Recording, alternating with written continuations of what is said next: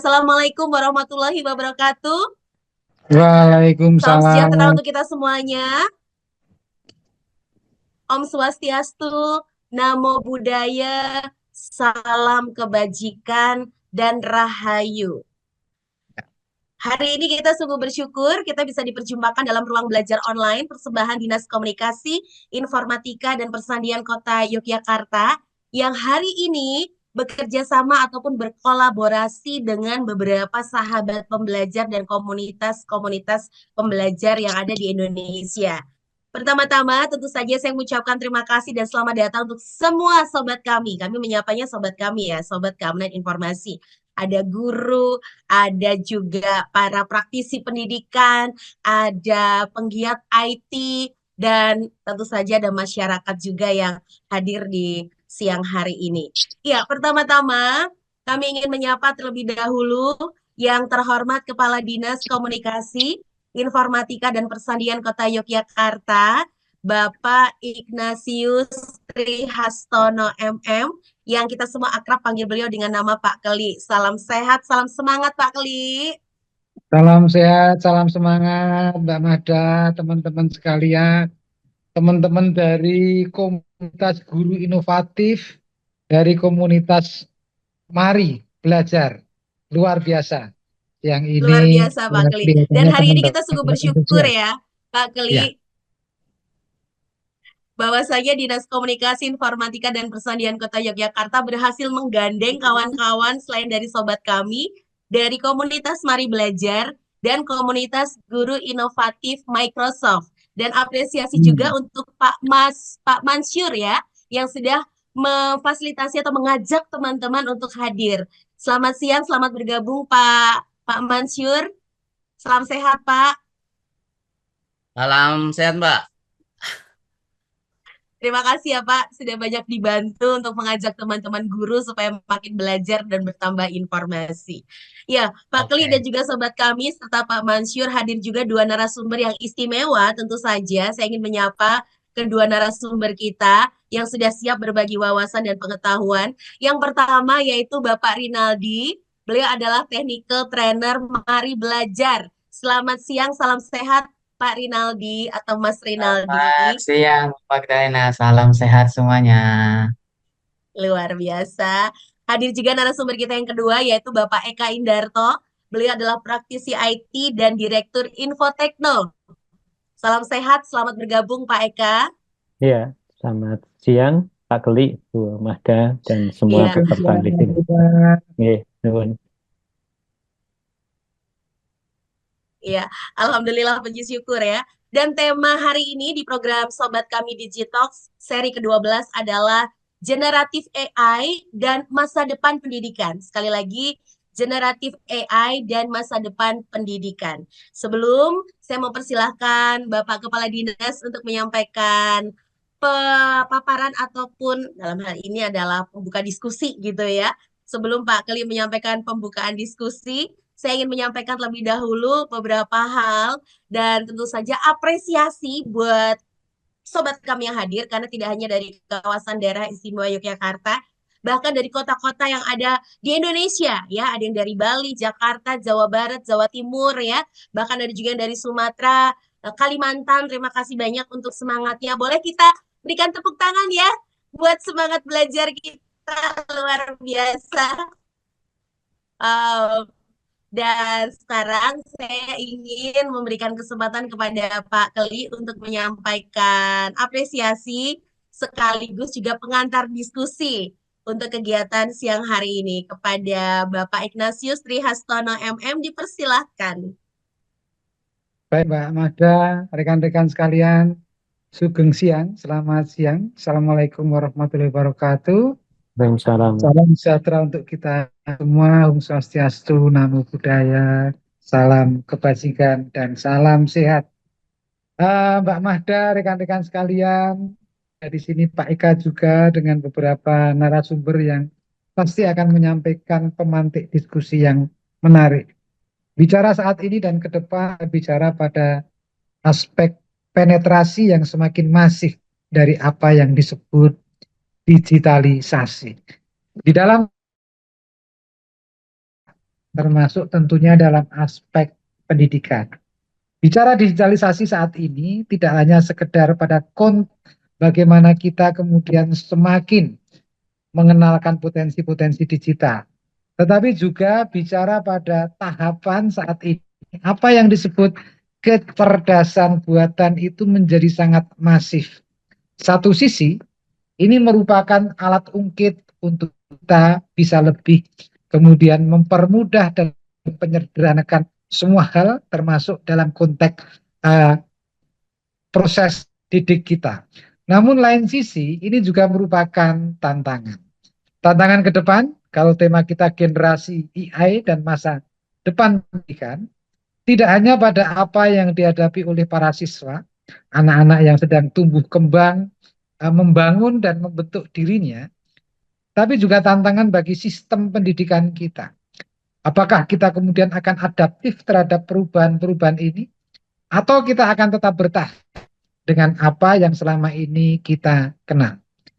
Dalam diskusi off air beberapa waktu yang lalu dengan tema-tema yang mirip, dan saya kira itu adalah sesi pemantik awal dari kesepakatan-kesepakatan bagus kita ini, kita mendapatkan berbagai informasi bagaimana sekarang itu yang namanya artificial intelligence, kecerdasan buatan, mau tidak mau, senang tidak senang, menjadi sangat bersinggungan erat dengan dunia pendidikan. Bahkan kemudian tantangan yang di depan mata adalah referensi-referensi atas materi-materi didik di sistem pendidikan kita tidak hanya kemudian bertumpu di apa yang diberikan informasi oleh guru atau literatur yang disiapkan oleh sekolah, tetapi lebih luas dari itu, anak didik kemudian memiliki ruang yang tidak terbatas, baik untuk mencari literasi, literatur, atau menciptakan sesuatu dengan berbasis digital. Di mana kemudian 50% adalah itikat untuk membuat sesuatu atau mencari sesuatu, 50% kemudian disediakan oleh apa yang disebut dengan berbagai macam platform. Ada yang kita mau tanyakan apa saja, tanpa harus ketemu Pak Guru, Bu Guru, itu tersedia.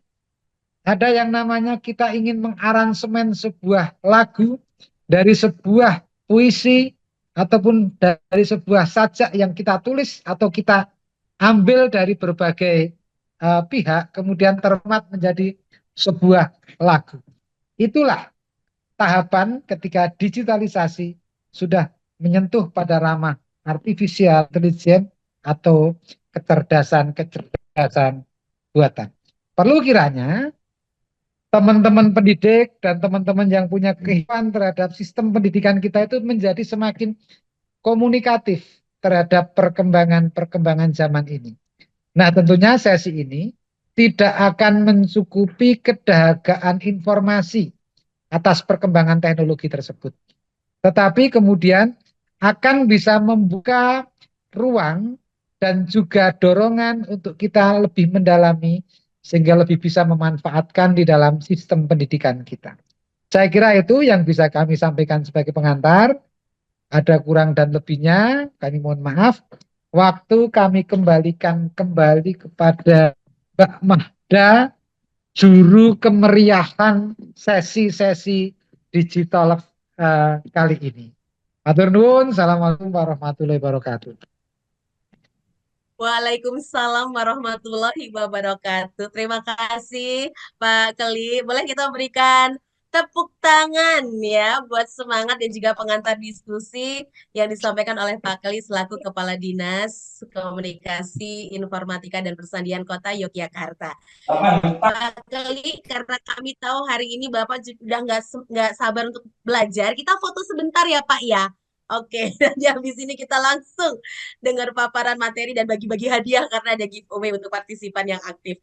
Oke, mohon dibuka kameranya, rekan-rekan semuanya. Kita mau foto bersama dengan Pak Keli ya, bersama Pak Eka juga Pak Rinaldi. Yuk kita foto dulu. Bisa dibantu Mbak Febrina atau Mbak Julia, Mbak Dewi dari Dinas Komunikasi Informatika Persandian untuk memotret ya, silakan.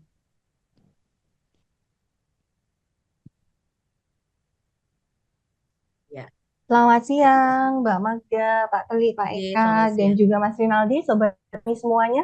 Mohon izin yuk mulai berlatih tersenyum. Senang sekali Sobat kami pada siang hari ini bertambah teman ya Mbak ya. Biasanya kelompok UMKM, sekarang guru-guru.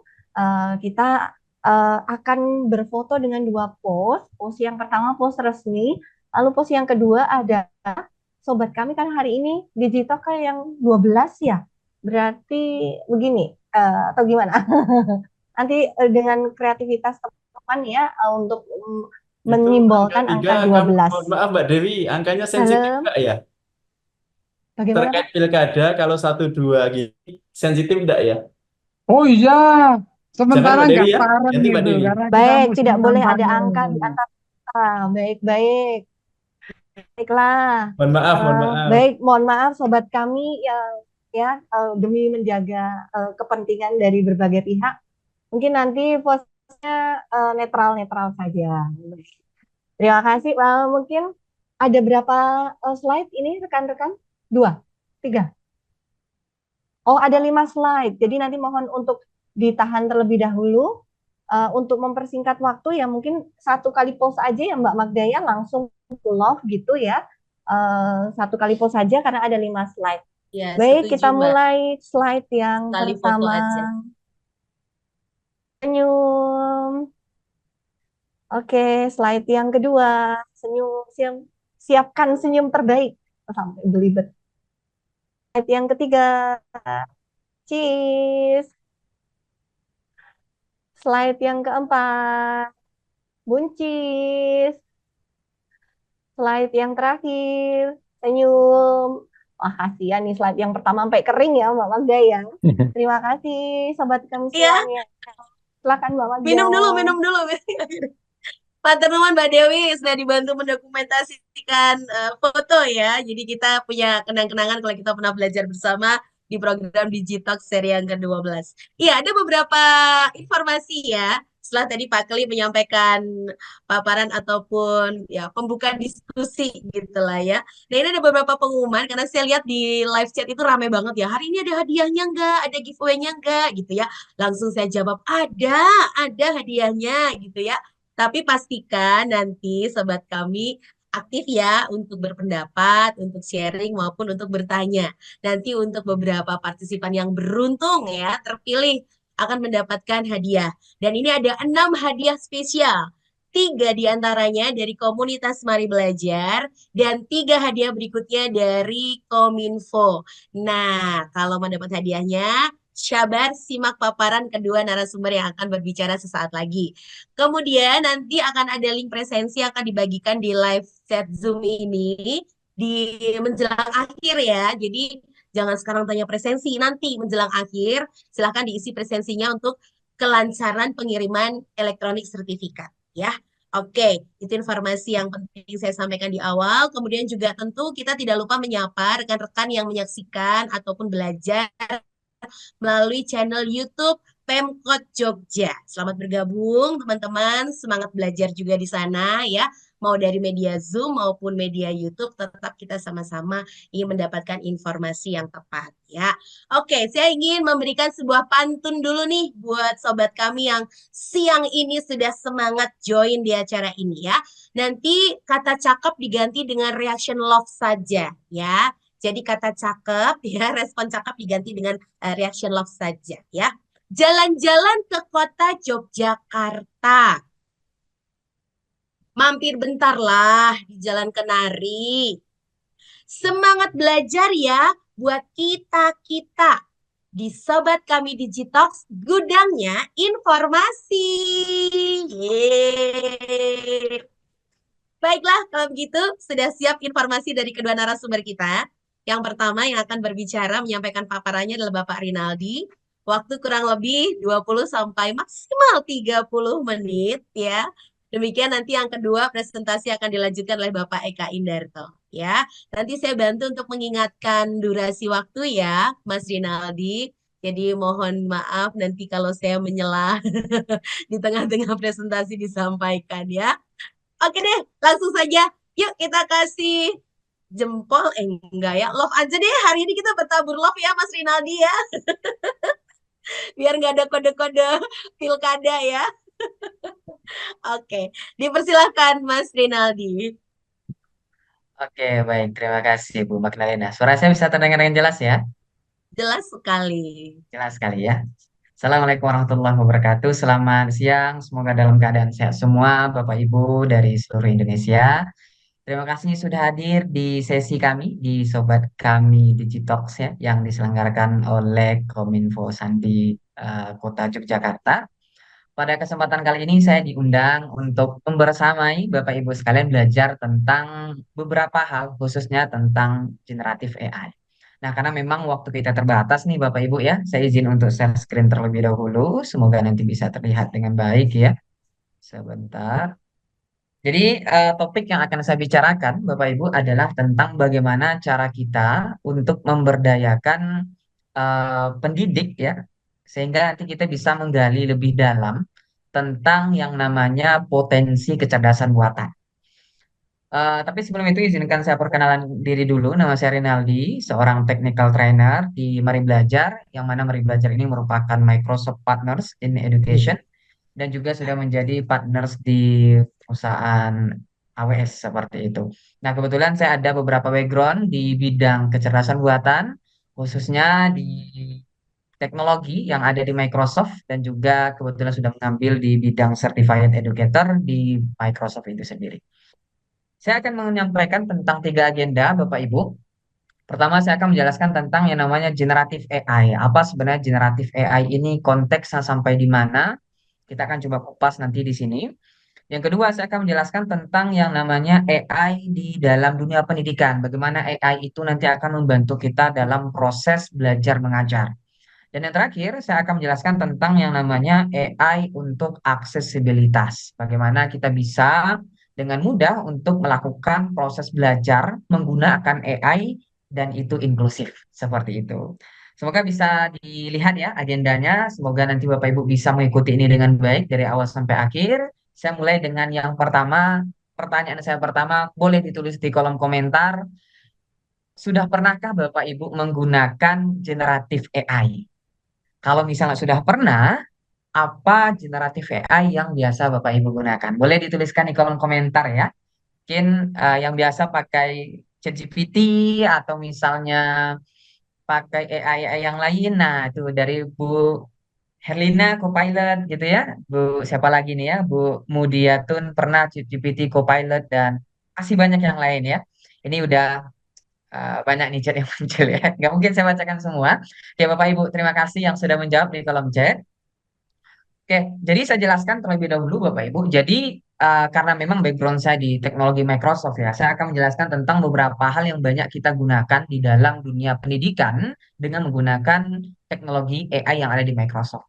Nah, jadi sekarang Bapak Ibu banyak sekali pendidik yang telah menggunakan teknologi yang itu didukung oleh AI, khususnya dengan mungkin Microsoft 365 namanya. Dan itu bisa menyelesaikan tugas-tugas kita. Contoh, Bapak Ibu ya, ada namanya PowerPoint Designer. Jadi kita buat PowerPoint, tapi langsung jadi temanya, gitu ya. Itu sebenarnya AI yang berjalan di belakang. Terus juga ada namanya analyze data di Excel, gitu ya. Jadi kita bisa untuk menggunakan data kita dan langsung dianalisis. Enaknya kita bisa langsung mendapatkan hasilnya. Ya walaupun kita gak akan membahas lebih dalam dengan ini, tapi saya singkat saja menjelaskan.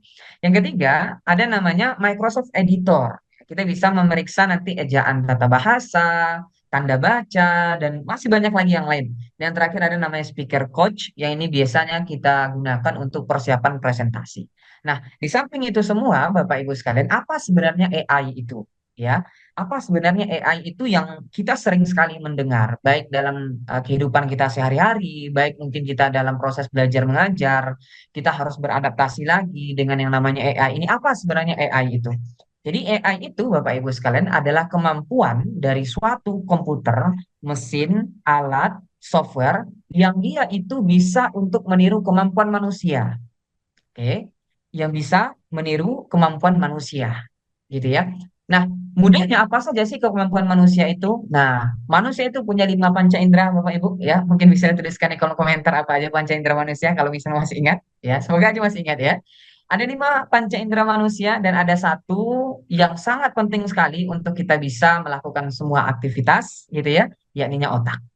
Ya, jadi 5 panca indera ditambah dengan satu otak, jadi berusaha untuk mencoba membuat sebuah komputer, alat, software, ataupun perangkat lunak yang lain seolah-olah itu adalah manusia, gitu ya. Nah, inilah yang dinamakan dengan AI itu sendiri. Nah, sejarah AI ini, Bapak Ibu sekalian, oke, baik. Sejarah AI ini, Bapak Ibu, itu dimulai di tahun kurang lebih ya, dimulai dengan adanya pengenalan dari Alan Turing, itu menemukan mesin universal, dan dilanjutkan sampai sekarang kita mengenal dengan istilah namanya ada ChatGPT, ya, ada namanya Copilot, dan masih banyak lagi yang lainnya. Nah, ada beberapa terminologi nih Bapak Ibu yang sering mungkin akan kita dengar ketika kita menggunakan yang namanya AI itu sendiri. Yang pertama ada namanya data Bapak Ibu. Data itu adalah fakta, ya, catatan fakta yang bisa kita gunakan nantinya. Yang kedua ada namanya algoritma. Algoritma itu adalah rangkaian yang bisa kita untuk menyelesaikan aktivitas-aktivitas. Yang ketiga, namanya model. Jadi model ini adalah hasil dari data yang sudah dilatih. Ya. Dan yang keempat ada namanya training. Ini adalah proses untuk melatih data kita. Nah, kalau misal tadi kita sudah melihat bahwasannya AI itu adalah semacam cara untuk meniru kemampuan manusia, gitu ya. Nah, maka di sini saya ingin jelaskan bahwasannya AI itu ada namanya kemampuannya pertama mulai dengan machine learning bagiannya, Bapak Ibu. Ya. Jadi machine learning ini adalah kalau misalnya kita ibaratkan ke kita sebagai manusia, maka machine learning ini adalah otaknya. Ya, machine learning ini adalah otaknya. Jadi yang berpikir, cara menentukan, cara memprediksi, cara menganalisanya, nanti adalah machine learning ini. Gitu ya. Yang kedua, ada namanya computer vision, Bapak Ibu. Apa itu computer vision? Kalau misalnya saya modelkan, saya contohkan ya, ke kita sebagai manusia, maka computer vision ini adalah mata yang kita miliki. Gitu ya. Jadi computer vision ini seolah-olah dia bisa melihat gambar, bisa menganalisis video, bisa melihat video seperti itu. Yang ketiga ada namanya natural language processing, Bapak Ibu. Kalau misalnya kita ibaratkan kita sebagai manusia, maka natural language processing ini atau yang biasa dikenal dengan istilah NLP, maka itu adalah mulut dan juga telinga kita. Makanya sering kan kita itu translate, sering kita itu ketika kita lagi malas kita ngomong buka aplikasi YouTube contohnya atau aplikasi apa, kita minta HP kita buka, itu yang bekerja di sana adalah natural language processing. Dan masih banyak lagi sebenarnya, ada namanya anomaly detection, ada conversational AI, ada lagi nanti yang namanya itu bagian yang terbaru, yaitu namanya generative AI. Apa itu generative AI, Bapak Ibu? Jadi generative AI ini adalah sistem AI yang menghasilkan berbagai bentuk output. Bisa nanti dia teks, bisa nanti dia kode, bisa grafik, bisa audio. Prosesnya sebenarnya kalau misalnya kita lihat proses di belakang generative AI itu lumayan kompleks ya Bapak Ibu. Tapi saya coba untuk buatkan dalam bentuk diagram ini. Semoga terlihat ya dengan baik. Jadi kalau misalnya kita lihat Bapak Ibu sekalian, di diagram ini nantinya itu dimulai dengan user interface namanya. Jadi user interface ini adalah tempat kita untuk mengetikkan atau menginputkan apa yang kita mau cari. Gitu ya. Jadi contohnya saya tanya, apa itu ChatGPT? Maka dia akan mencoba untuk melakukan yang namanya live implementation, ya.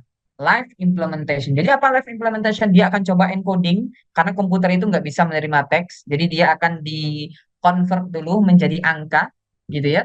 Dari sana nanti akan diambil generatif modelnya, gitu ya. Yang mana ini adalah proses hasil belajar yang cukup panjang dan lama prosesnya, sehingga nanti dia bisa menentukan apa kalimat selanjutnya. Nah, itulah namanya content generation. Dia bisa membentuk apa kalimat, teks, audio, gambar selanjutnya. Makanya kalau misalnya kita menggunakan generatif AI, Bapak Ibu sekalian, seolah-olah kok generatif AI ini kayak berpikir dulu ya. Dia berhenti sejenak, berhenti sejenak, berhenti sejenak. Kenapa? Karena dia menerapkan yang namanya content generation. Setelah itu, dari content generation itu akan dibalikkan lagi ke kita, dan kita akan menerima yang namanya outputnya seperti itu. Semoga bisa menjawab sedikit ya. Bagaimana gambaran cara kerja dari generatif AI ini. Nah, bagaimana generatif AI ini mendukung pendidik? Banyak Bapak Ibu. Banyak hal yang bisa dilakukan oleh generatif AI ini. Pertama bisa membuat namanya konten. Ya, kontennya banyak. Baik Bapak Ibu yang ingin menjadi seorang YouTuber kah? Yang ingin menjadi seorang konten kreator kah? Yang ingin membuat sebuah materi pelajaran kah? Bisa dengan menggunakan generatif AI ini.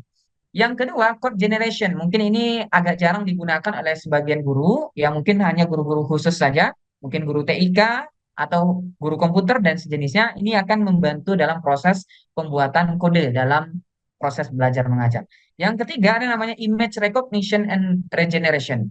Generation ya. Jadi dia semacam mengenali gambar. Kira-kira ini gambarnya apa? Makanya sekarang itu HP kita udah canggih ya. Dia kalau misalnya kita foto suatu gambar, dia bisa menentukan ini dijual di mana, harganya berapa, bisa langsung ketemu ya. Itu namanya image recognition. Jadi dia bisa menentukan, dia bisa untuk mengenali suatu barang dan bisa nanti mencarinya mungkin di platform online dan sejenisnya. Gitu. Yang keempat ada namanya summarization. Jadi dia akan mencoba untuk meringkas hasil teks yang panjang, diambil intisarinya yang kita bisa baca dengan singkat dan langsung dapat semua isinya. Yang kelima ada advanced search. Jadi kita mencari suatu pengetahuan informasi baru dengan lebih kompleks dibandingkan kalau misalnya kita melakukan apa namanya surfing di internet biasanya. Dan yang terakhir dia bisa question and answering. Jadi dia bisa menjawab pertanyaan dan memberikan solusi kepada kita. Nah, jadi kurang lebih ini beberapa cara generatif AI ini bisa mendukung kita sebagai seorang pendidik Bapak Ibu. Nah, skill penting yang harus kita gunakan, yang harus kita miliki untuk memanfaatkan generatif AI ini dalam proses belajar mengajar, khususnya kita sebagai seorang guru Bapak Ibu, adalah prompt design atau prompt engineering namanya. Jadi cara kita menyusun teksnya supaya nanti ketika kita mau gunakan itu nanti generatif AI bisa memberikan solusi yang sesuai dengan yang kita inginkan. Seperti itu. Nah, ada beberapa tips Bapak Ibu ya. Jadi saya langsung ke poinnya. Jadi ini sebenarnya yang menjadi apa ya? Intisari dari apa yang saya sampaikan hari ini. Jadi ada beberapa tips yang bisa kita gunakan untuk menulis prompt itu sendiri.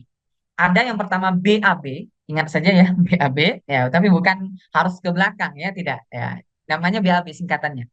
Yang kedua ada namanya RTF, oke. Yang ketiga ada namanya TAG, dan yang keempat ada namanya CARE atau CARE, gitu ya. Nah, apa maksud dari masing-masing tips ini? Yang pertama kita lihat dulu yang BAB. Jadi BAB ini adalah konsep gimana caranya Bapak Ibu sekalian kita bisa untuk menghasilkan sebuah content generation yang mana kita menjelaskan bagaimana kondisi sebelumnya, bagaimana nanti harapan kondisi setelahnya, dan bagaimana cara untuk bisa menerapkan, menghubungkan antara yang sebelum dengan sesudahnya. Saya ulangi ya, bagaimana kondisi sebelumnya, bagaimana kondisi yang diharapkan setelahnya, dan bagaimana bridge-nya, bagaimana cara menghubungkan antara kondisi yang sebelumnya dengan yang setelahnya. Gitu. Sebagai contoh, di sini saya punya siswa yang kurang semangat dalam proses belajar daring. Itu masalah apa? Masalah saya sebelumnya. Afternya yang saya inginkan adalah saya menginginkan bahwasanya siswa ini lebih antusias dalam belajar, ya, lebih berpartisipasi aktif dalam belajar. Itu harapan saya. Afternya saya ingin seperti itu. Nah, bagaimana cara saya menghubungkan antara before dengan afternya? Maka saya menggunakan yang namanya bridge. Jadi ada jembatannya, ada penghubungnya. Apa yang saya harapkan? Saya ingin ada sebuah metode pengajaran yang interaktif yang bisa saya terapkan untuk meningkatkan keterlibatan siswa dalam pembelajaran daring. Nah, saya coba tanya nanti, dia akan memberikan solusi yang sesuai dengan yang kita inginkan. Jadi ada namanya prompt, namanya tekniknya, frameworknya, BAB. Before-nya apa, after harapannya apa, dan bridge-nya bagaimana. Cara menghubungkan antara before dengan after-nya seperti apa. Bisa dipahami ya? Oke, baik, saya lanjutkan. Yang kedua ada namanya RTG, Role, Task, Format. Ya, role ini kita menjelaskan dulu Bapak Ibu, kita itu sebagai apa sih? Oh, saya sebagai seorang tenaga IT. Saya sebagai seorang guru, guru apa? Guru matematika. Matematikanya kelas berapa? Sekolah apa gitu ya? Sekolahnya SD. SD-nya kelas berapa? Kelas 3. Kelas 3-nya semester berapa? Nah, seperti itu. Kita harus bisa mencoba sedetail mungkin role kita itu sebagai apa. Bisa dipahami ya? Itu role. Yang kedua ada namanya task. Oke. Task di sini adalah bagaimana cara kita meminta nanti mereka menjalankan sebuah tugas. Ya. Terus ada namanya format. Formatnya kita tuliskan kita pengen nanti hasilnya seperti apa. Jadi di RTG ini sebenarnya kita langsung to the point-nya. Saya seringnya itu menggunakan yang RTG ini Bapak Ibu. Ya, role saya sebagai apa? Saya ingin dibuatkan apa? Dan formatnya bagaimana? Contoh, saya sebagai guru matematika. Di sini nggak terlalu menjelaskan yang matematikanya kelas berapa gitu ya. SMP kah, SMA kah, SD kah, terus semester berapa kah, gitu ya. Terus saya ingin nanti bantu saya menyusun soal. Saya ingin nanti dia membuatkan soal untuk saya terkait konsep persamaan kuadrat. Format yang saya inginkan adalah sampaikan dalam bentuk 3 soal. Mungkin bisa ditambahkan lagi ya soalnya mungkin soal pilihan ganda, soal isi, soal makalah dan sebagainya. Formatnya ditentukan oleh kita ya dengan tingkat kesulitan yang meningkat beserta pembahasan. Jadi saya tuliskan nanti itu apa role-nya, apa tasnya, dan bagaimana format yang saya inginkan. Itu RTG. Pertama tadi apa? BAB. Yang kedua namanya RTG. Yang ketiga namanya adalah TAG, Task, Action, Goal. Task, Action, Goal. Contoh ya, kapan kita menggunakan Task, Action, Goal ini? Ketika nantinya kita punya, ini kurang lebih sama seperti tadi ya, kurang lebih ya. Tapi ini sedikit berbeda. Dia nggak menceritakan role-nya sebagai. Kita menginginkan ada sebuah tugasnya apa yang kita harapkan, action itu apa yang kita harapkan, goal itu adalah hasil akhirnya. Contoh, saya ingin menyusun RPS untuk mata pelajaran matematika kelas 2 SMP, itu tasnya. Kita ingin dia nanti menyusun RPS untuk kita untuk mata pelajaran matematika kelas 2 SMP. Actionnya apa? Actionnya kita nanti tentukan topik pembelajaran sesuai dengan kurikulum. Seperti aljabar, geometri, statistika, serta metode pengajaran yang interaktif dan penilaian berbasis proyek. Siapkan jadwal pertemuan, tujuan pembelajaran tiap pertemuan, dan sumber belajar yang relevan. Itu actionnya. Goalnya apa? Susunlah RPS yang dapat membantu siswa memahami konsep-konsep matematika, mengembangkan kemampuan berpikir kritis, karena kita kan juga ada bukan hanya kognitif ya Bapak Ibu ya yang kita ukur. Jadi saya tambahkan di situ mengembangkan kemampuan berpikir kritis dan mencapai kompetensi yang diharapkan pada akhir semester. Jadi saya tuliskan nanti di sini ada tasnya apa, actionnya bagaimana, dan goalnya seperti apa. Seperti itu ya. Ini yang ketiga, BAB. Yang kedua, RTG. Yang ketiga, TAG. Dan yang keempat ada namanya CARE atau Content Action Result Example. Nah, kapan kita gunakan CARE ini? Kita menggunakan CARE ini ketika Bapak Ibu nantinya itu sudah punya contoh.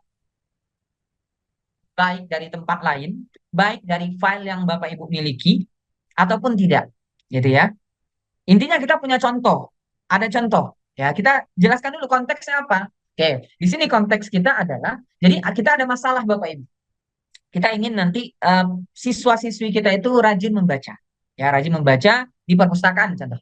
Konteksnya apa? Konteksnya kita ingin nanti peserta didik kita itu minat bacanya meningkat. Ya, karena terdistraksi dengan adanya era digital. Mungkin main HP-nya terlalu lama, mungkin nanti main sosial medianya terlalu banyak. Ya, kita ingin nanti yang terdistraksi itu bisa nanti mereka hilangkan dan minat baca mereka bisa meningkat. Itu konteksnya. Actionnya kita ingin nanti ada sebuah program literasi ya dengan tema menarik, contoh gitu ya, minggu buku favorit gitu ya, di mana nanti peserta didik dapat memilih buku yang ingin mereka baca dan berbagi ulasan singkat di depan kelas. Resultnya harapannya mereka nanti bisa memilih buku yang sesuai dengan minat mereka dan mereka merasa dihargai saat berbagi pendapatnya. Itu resultnya. Example-nya sebagai contoh di sekolah A. Nah, ini saya coba masukkan contoh nih, ada di satu sekolah gitu ya saya bilang ya.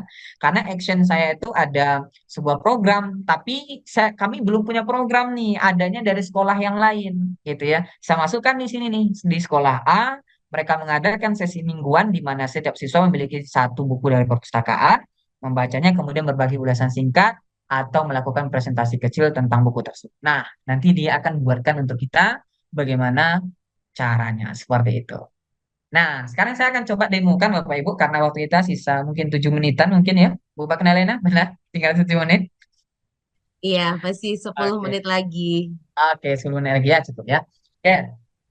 Di sini saya menggunakan dua alat nih Bapak Ibu, saya coba untuk share screen ulang. Sebentar.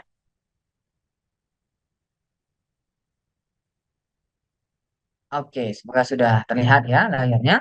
Oke, saya gunakan dua dua produk atau dua generatif AI yang mana ini sebenarnya digunakan di Microsoft juga ya. Nah, saya biasanya pakai ini. Bapak Ibu mungkin kalau misalnya mau pakai generatif AI yang lain, apakah bisa? Ya jawabannya bisa ya. Jawabannya bisa. Silahkan pakai karena konteksnya sama saja. Cuma bedanya di sini Bapak Ibu, saya menggunakan karena saya terbiasa pakai yang dari Microsoft, saya menggunakan yang dari Microsoft saja seperti itu. Oke, baik. Kita mulai dengan yang pertama. Coba saya coba geser dulu ya. Pertama kita menggunakan ChatGPT ya. Nah, Bapak Ibu nanti bisa buka, nama linknya adalah chatgpt.com. Nah, silakan dibuka nanti, nama linknya adalah chatgpt.com. Saya coba dengan konteks yang pertama, yaitu konteks BAB, ya before, after, dan bridge-nya. Saya punya seperti ini. Oke, saya langsung nggak harus dituliskan before-nya apa ya. Before-nya apa nggak harus ya. Jadi kita langsung tulis saja. Seperti ini contohnya. Siswa saya kita ceritakan before-nya seperti apa.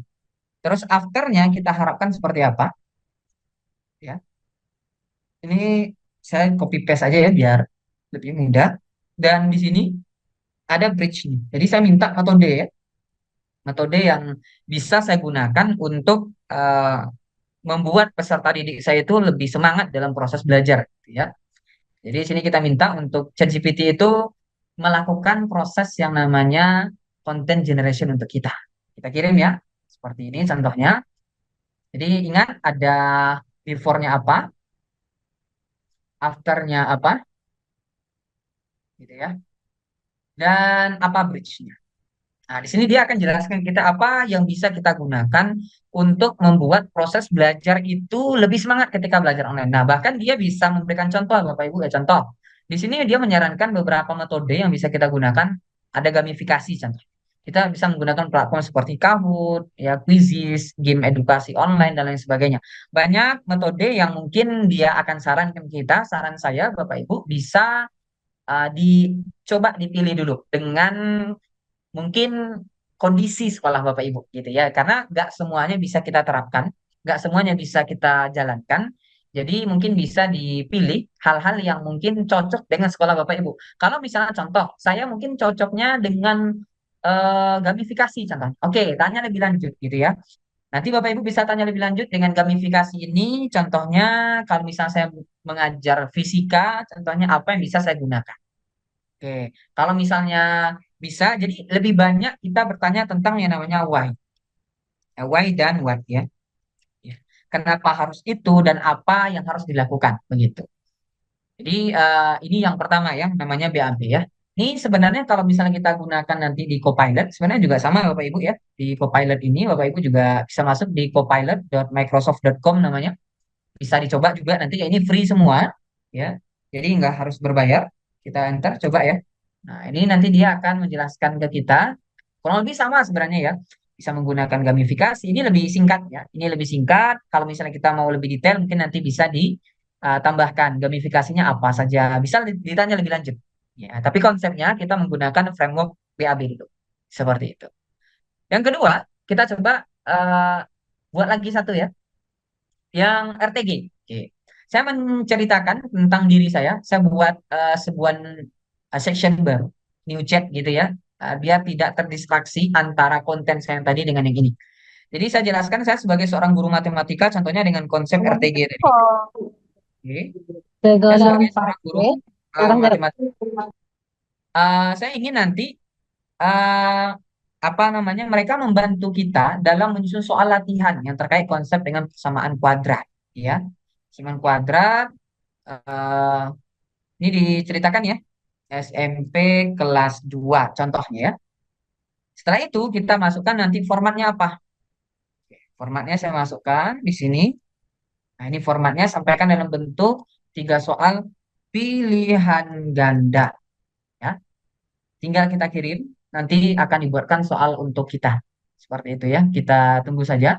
Nah, dia akan buatkan soal untuk kita, ini tingkat dasar ya, dia buatkan persamaan kuadratnya juga bisa langsung ya. Jadi semacam apa namanya tanda baca dalam matematika juga bisa langsung dibuat seperti ini ya.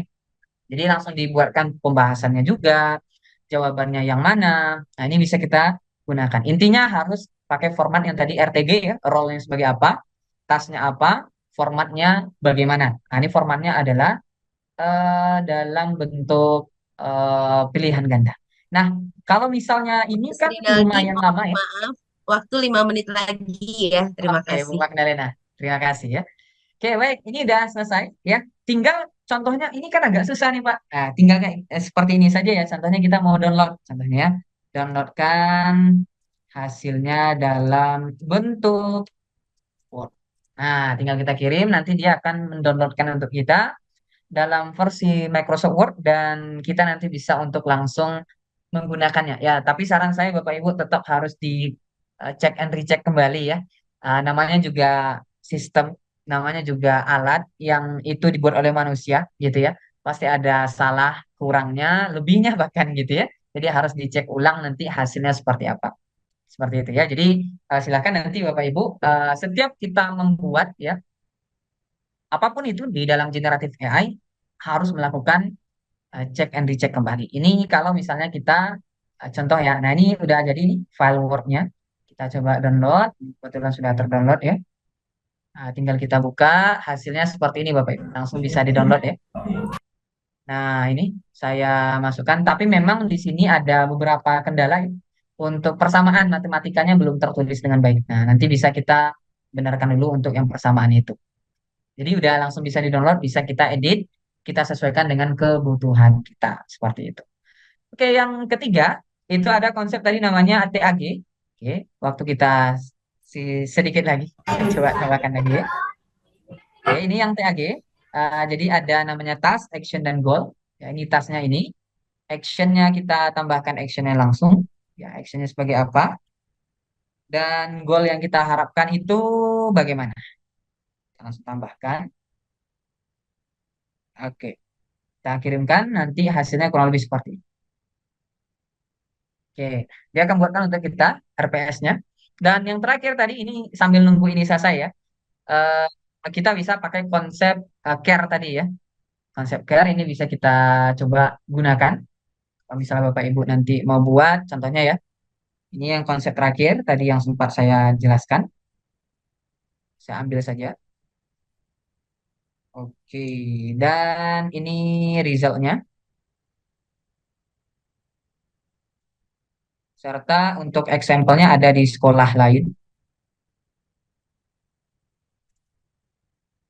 Oke, tinggal kita kirim, kita tunggu prosesnya. Ini udah jadi untuk RPS-nya. Nah, ini udah dibuatkan semacam tabel juga langsung. Dan Bapak Ibu sebenarnya bisa langsung download ya. Tulis aja nanti downloadkan dalam bentuk file Word contohnya. Nanti akan dibuatkan untuk kita. Dan tentu kita harus menyesuaikan kembali karena format dari masing-masing sekolah, saya lihat itu berbeda. Dan kita harus mengecek kembali seperti itu. Nah, ini ya kalau yang format. Yang ketiga tadi ada namanya TAG. Dan yang terakhir ada format ini ya. Format untuk care yang bisa kita gunakan. Nah, seperti itu kurang lebih Bapak Ibu ya untuk beberapa cara seni prompt yang bisa kita gunakan.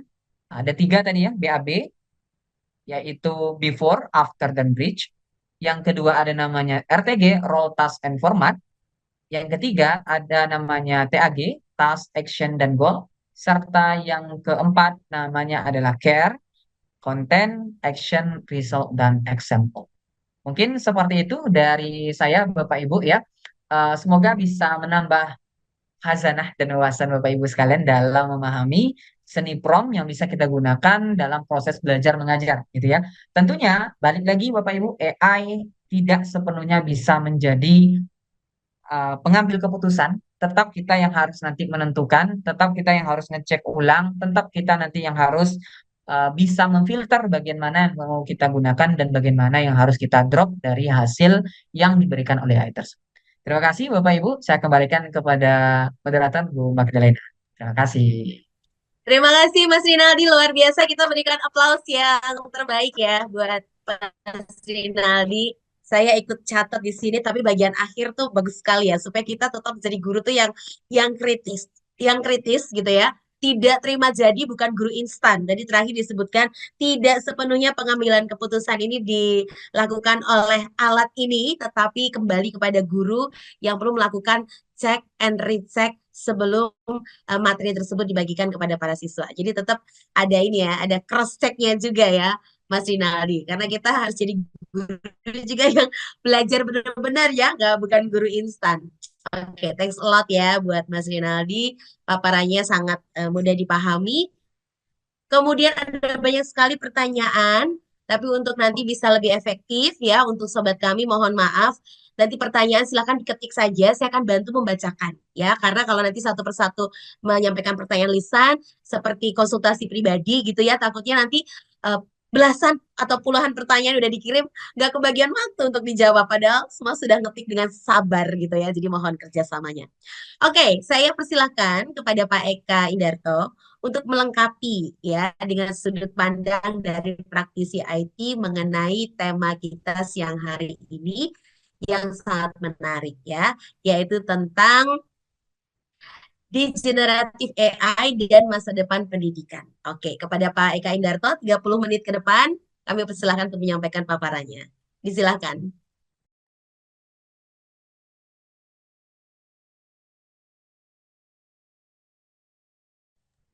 Iya, aman Pak Baik, Eka? Ya, terima kasih Mbak Mahda untuk waktunya. Mungkin saya izin share screen gitu ya. Boleh Pak, boleh.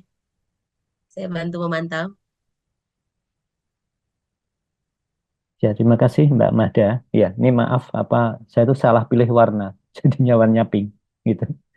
Ya, hari ini kita menarik sekali ya. Tadi terima kasih Mas eh, untuk paparan yang cukup komprehensif mengenai pemanfaatan AI di pendidikan. Jadi saya coba berangkat dari lingkungan yang berubah di kita sehubungan dengan pemanfaatan AI gitu. Yang pertama, ini saya ambil dari buku namanya agak lama ya, udah lama ya.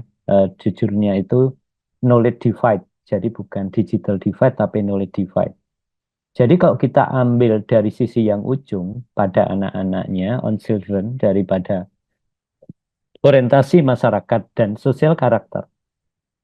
Zaman dulu itu waktu era agriculture, ini pernah saya sampaikan juga, itu adalah you must eat better. Jadi makanlah yang bergizi. Jadi kalau besok ada apa itu, Mbak, makan gratis itu ya, itu masih berarti kembali ke masa lalu itu ya, di agriculture. Kemudian yang berikutnya, era industri itu you must be learn better. Jadi kalau Bapak Ibu di sini apa namanya dari sekolah, banyak orang memilih sekolah yang baik gitu ya. Syukur-syukur yang zaman dulu kalau seorang tua saya itu yang murah bisa beasiswa itu you must learn better. Itu ciri orang industri karena lulusnya nanti mau masuk industri. Ini yang menarik, yang era sekarang adalah you must know better. Jadi anak-anak sekarang banyak kebutuhan atau tuntutan untuk you must know better. Dia punya pengetahuan yang cukup sebelum nanti menjadi you must be better. Nah, cirinya apa di situ? Saya ambil dari ini, dari apa? Mereka beraktivitas. Nah, agriculture dulu kan manusia dan animal. Ya, misalnya petani itu membajak sawah. Kemudian industri buruh ya, man to man atau manusia ke manusia. Nah, ini era sekarang, man ke mesin, di mana orang itu bekerja dengan mesin. Hari ini tadi Mas Rinaldi ya Mbak ya, Mbak Mahda yang dari Iya, Microsoft, Benar, Pak. betul Pak. Betul Mbak sekali. Rinaldi. Pak Renaldi, iya. Iya, itu kan tadi menjelaskan bagaimana mendemokan ChatGPT untuk menjawab. Ini man to mesin. Dan hari ini kita itu, kalau Mbak Mas Dana nanya pulsa itu yang jawab mesin juga ya, pulsanya tinggal berapa, itu Iya, mesin betul. gitu. Nah kemudian dari sini karena kita di lingkungan pendidikan, apa sih tuntutannya sebenarnya? Kalau agriculture itu providing strength, orang itu harus kuat ya karena bekerja keras, industri stability, karena orang kerja rutin. mohon maaf kalau orang kerja di pabrik kan rutin ya ngerjakannya itu terus ya. Kalau dia bagian motong-motong terus. Ini yang menarik di era sekarang. Kenapa kita perlu bekerja dengan AI karena providing talent, creativity gitu. Jadi sekali lagi di sini jangan sampai nanti AI itu malah membunuh kreativitas, tapi lebih jauh malah membangkitkan apa kreativitas yang ada di situ.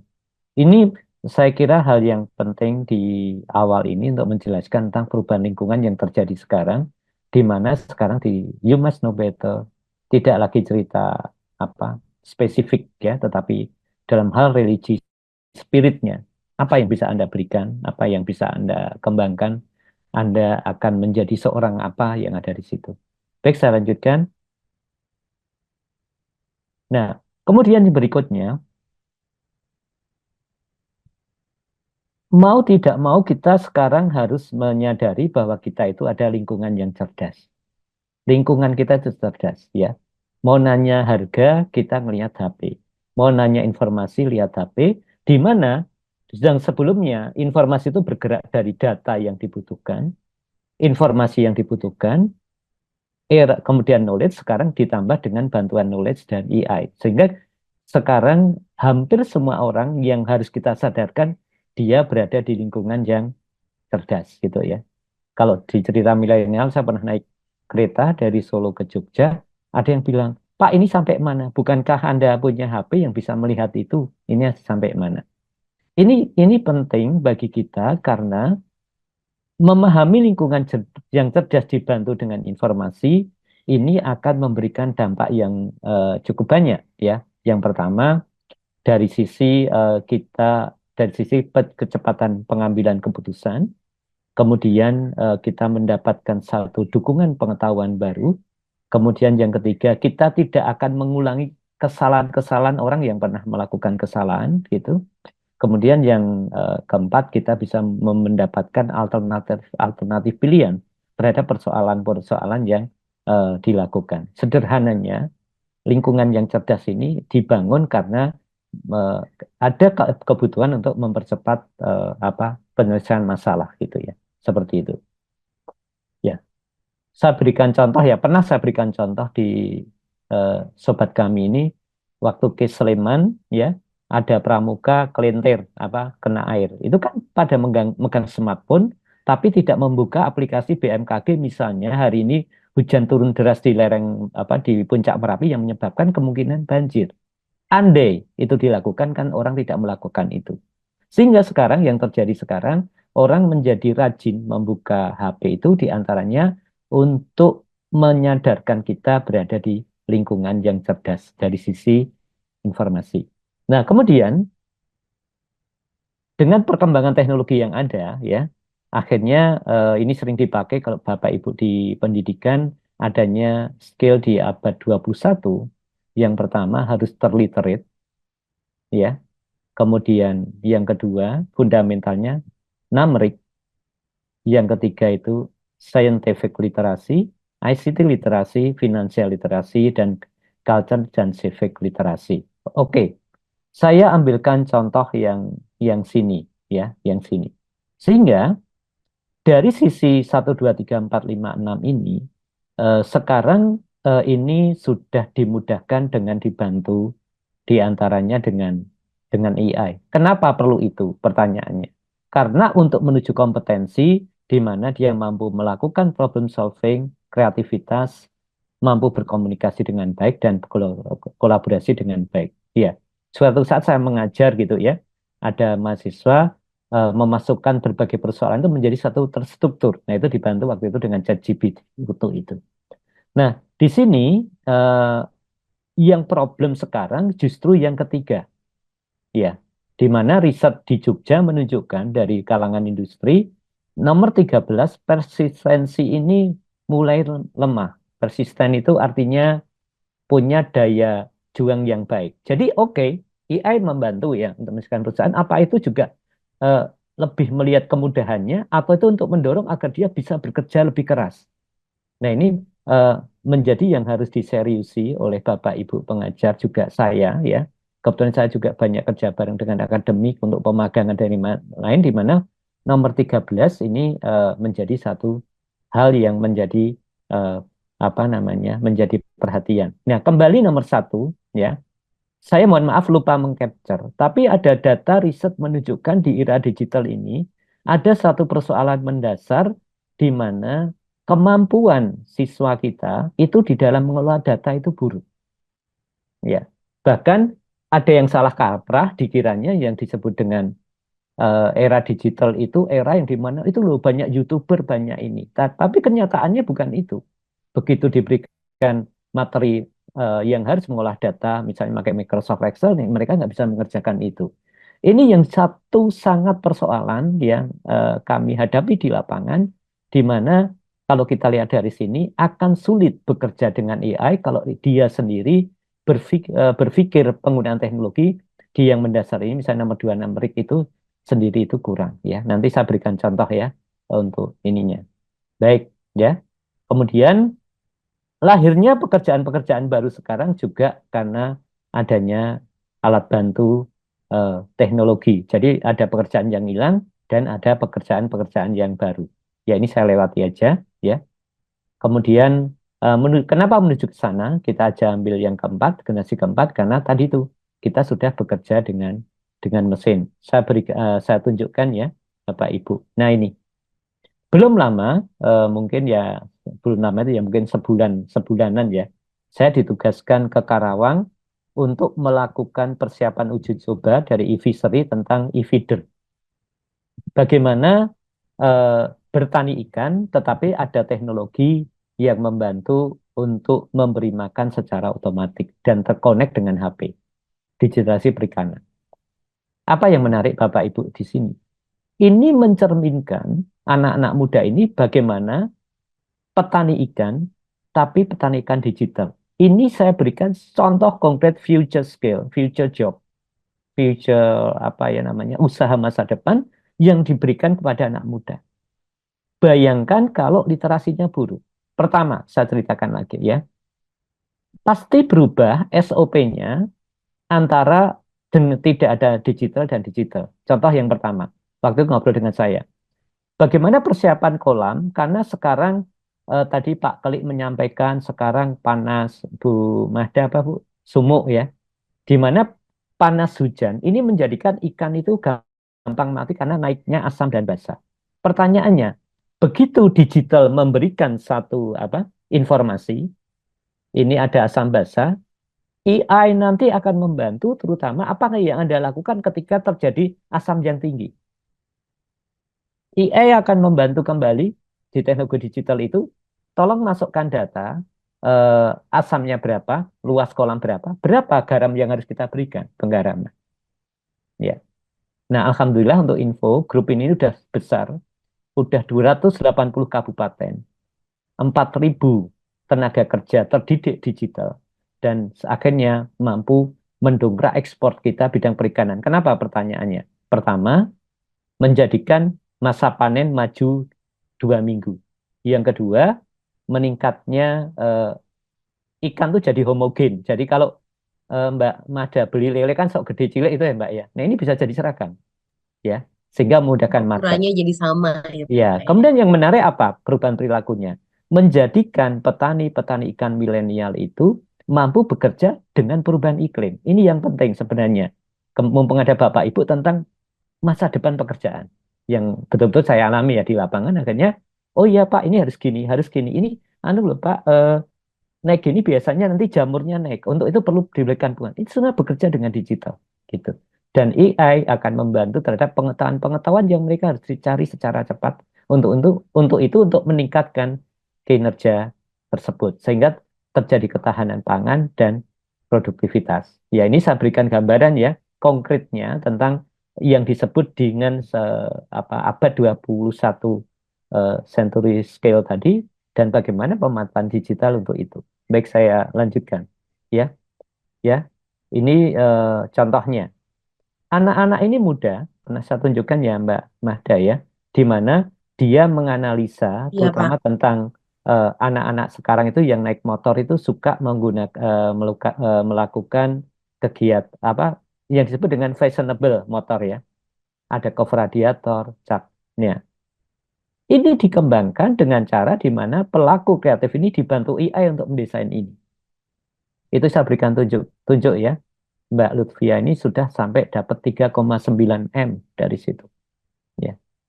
Ini kalau Mas Rinaldi tadi cerita proses belajarnya, saya mencoba untuk memberikan ini loh hasil-hasil generasi yang sudah menggunakan AI untuk itu. Ya, ini kan satu yang menarik di mana dengan ditambah AI itu mereka bisa lebih kreatif di dalam menghasilkan kegiatan gitu. Jangan sampai nanti kreatif di rumah jadi kaya kayak di Bekasi katanya apa Mbak ngingu babi ngepet itu.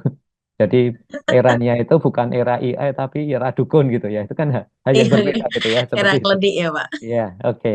Saya lanjutkan kembali. Contoh lagi digitalisasi pertanian ya. Kelihatan ya ada greenhouse. Ini contoh respon perubahan iklan dan cara bertani untuk anak-anak SMK pertanian ya.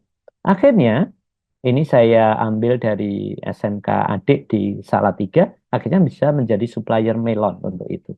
Adik-adik di sana dengan digital dipahamkan menggunakan AI juga bagaimana cara bertanam, memahami pola tanam, persiapan tanam, dan seterusnya. Ini saya ambilkan contoh fungsi dari komponen tadi, literasi, numerik, dan sebagainya, sampai pada aspek seseorang itu bisa secara serius menekuni apa yang dilakukan. Maka kalau nggak salah ya, saya mohon koreksinya Mas Rinaldi, itu ada perkataan Bill Gates terkenal. Kalau hari ini Anda miskin, ya, ya tetap disyukuri karena itu takdir. Tapi kalau ke depan ada internet plus AI tetap miskin, itu salah sendiri. Kalau nggak salah kata-katanya begitu. Nah ini satu yang menarik ya untuk agar apa namanya anak-anak itu bukan sekedar menyelesaikan pelajaran tapi juga kreativitas yang digunakan ya. Ini contohnya kebun melonnya yaitu jadi nggak perlu gede ya. Ya kalau nggak salah ini udah ada yang mensirusi udah tanda tangan dengan Alfres satu apa namanya satu swalayan yang bidang itu. Baik saya lanjutkan sehingga AI ini akan membawa pembelajaran yang holistik ketika dia di rumah, ketika dia ada di luar, dan ketika dia ada di keluarga. Semuanya bisa digunakan gitu. Sehingga di sini apa namanya eh, kita kalau keluarga harus melakukan sesuatu yang bijak untuk mengarahkan bagaimana pemanfaatan AI itu secara baik di semua aktivitas-aktivitas yang akan membentuk karakter baru bagi anak kita. Jadi udah nggak anu lah, nggak ada musimnya, nggak ada yang membantu, oh, nggak ngerti dan sebagainya. Kurang lebih begitu. Jadi nanti di sekolah, di masyarakat maupun di keluarga ini nanti apa bisa dikembangkan satu model pembelajaran yang komprehensif ya dengan pemanfaatan AI ya atau mungkin ada kontekstualisasi tugas yang sesuai dengan itu ya ya ini udah ini kan nah harapannya apa dengan lingkungan sistem pendidikan cerdas dibantu AI yang pertama adalah kepekaan terhadap lingkungan belajar dan kemampuan beradaptasi dengan konten pembelajaran. Kemudian apa namanya yang kedua menguatkan kepribadian, keragaman siswa akan dihormati dengan pembelajaran yang inovatif. Ini contoh Memang tanpa di sonde mang bature wis jumlah larut yang mang. yang pertanian itu tadi ya, Mbak Mahda. Saya pernah diminta ngisi sekolah itu tentang bagaimana memilih sekolah. Lah lucunya saya itu malah mengisi bagaimana mengelola anak-anak yang kebetulan prestasinya nggak baik. Itu ada orang tua tunjuk jari, Pak Eka, anak saya itu petani bisa nggak ya anakku besok mengembangkan petani. Akhirnya saya tunjukkan bagaimana menggunakan digital di dalam pertanian, ya mulai pemahaman banyak hal lah untuk itu ya. Dan akhirnya menjadi satu banyak apresiasi malah ada yang bilang Pak maaf saya itu bengkel bisa nggak ya anak saya meneruskan bengkel saya gitu dan kenyataannya saya punya tetangga masih SMP sudah bisa bengkel moge Bu kebetulan ayahnya moge dan dengan adanya digital ini dan yang terbaru juga dibantu dengan AI cara-caranya untuk itu ya kemudian yang berikutnya tadi udah saya sampaikan, ini juga saya lewati saja ya. Ya, saya lewati. Nah, kemudian yang berikutnya, concern saja di era baru digital, ya, pemanfaatan teknologi informasi di dalam pembelajaran, termasuk perkembangan pemanfaatan AI, ini yang disebut dengan persuasif teknologi, persuasif informasi yang ujungnya adalah perubahan perilaku, perubahan perilaku, ya. Ini yang sangat penting, terutama ketika mereka akan menghadapi eh, lingkungan, menghadapi masa depan baru dan hal-hal lain yang relevan untuk itu. Jadi mengarahnya ke situ. Gini ilustrasinya, kalau Bapak Ibu punya mobil, ya, ketika safety beltnya nggak nyala, itu kan bunyi ya, bunyi. Kalau saya ngecek AI, dia mengatakan, kenapa harus pakai safety belt? Karena safety belt itu akan membantu kita kalau ada kecelakaan, itu akan membantu untuk menyelamatkan. Itu adalah informasinya. Teknologinya tadi adalah itu. Akhirnya lama-lama orang nggak usah diperintah, pasti akan memasang safety belt. Nah, desain daripada teknologi plus AI ini memang didesain untuk mengarahkan untuk membentuk perilaku-perilaku positif. Artinya, di dunia pendidikan juga akan sangat membantu ini untuk membentuk perilaku-perilaku positif dengan AI itu. Baik, saya lanjutkan. Nah, saya barusan membaca mengenai computational thinking dan AI. Ada beberapa hal yang perlu ditanamkan juga di siswa tentang pemahaman computational thinking. Kenapa? Karena hari ini kita bekerja dengan teknologi dan hari ini kita bekerja dengan teknologi yang dibangun oleh ahli-ahli komputer. Nah, itu apa saja? Yang pertama adalah kemampuan seseorang siswa untuk memberikan satu abstraksi informasi. Apa sih problem di lingkungan kita? Yang kedua, mampu melakukan dekomposisi dari problem-problem yang ada, mampu membuat pola, yang terakhir mampu menyusun algoritma. Contoh sederhananya begini, kalau kita ada di rumah punya adik ya, dia apa namanya mau nyuci piring, itu first come last serve atau last serve first come. Pasti yang terakhir last serve first come. Ditumbuk seperti itu. Pertanyaan berikutnya, kalau ada piring besar, piring kecil, kotor dan tidak, itu mau diurutkan atau mulai mulai dilakukan dari patternnya itu untuk didekomposisi, dipecah-pecah. Oh, dipecah-pecah, ada yang kotor sekali, besar, kecil. Akhirnya terakhir diciptakan pola algoritma. Urutannya bagaimana? Nah, ini ambil contoh ketika tadi Mas Rinaldi menyampaikan kemampuan AI yang luar biasa, sebaiknya dibarengi dengan skill baru namanya computational thinking agar mereka bisa memahami masalah dengan baik. Gitu. Contoh, Jogja ada problem sampah. Akhirnya dia memikir, sampah itu kalau dari rumah, dari tempat sampah itu apa aja sih polanya? Oh, nanti ada sampah eh, apa bisa di recycle, sampah organik. Mulai dia pemecahan.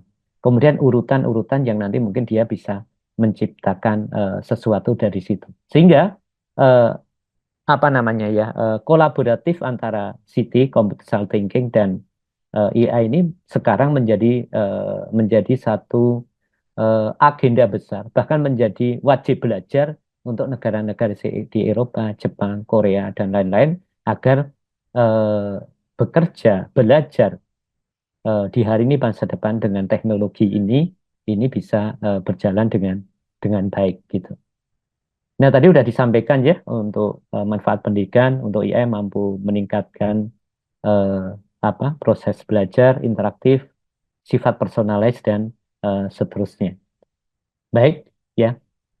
Kemudian ya apa ini riset dari Deloitte ya yang saya capture menurut Gensi ya ini membantu untuk free up their time untuk waktunya mampu mengimprove pekerjaan dan balancing pada apa yang mereka lakukan di kehidupan itu ya kemudian mampu untuk mengimprove cara bekerja ya ya improve dan improve gitu ya ya karena kalau kata siapa Bu Mbak Mada kata Einstein ya Instain, ya ya.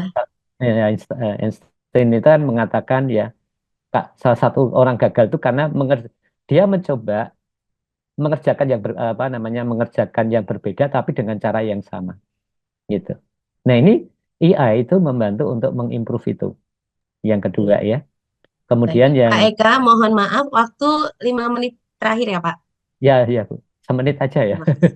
Oke, Ya, kemudian yang berikutnya membantu mereka untuk melihat job yang automation itu proof, ya, pekerjaan-pekerjaan yang kelihatannya itu langsung bisa terbukti untuk dijalankan.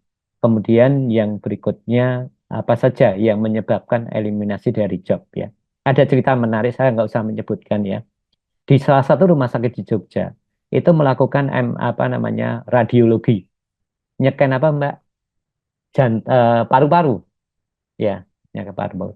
Mungkin kurang akurat, akhirnya dibawa ke Rumah Sakit Cipto Mangunkusumo yang ujungnya si pasien itu meninggal, terlepas itu takdir.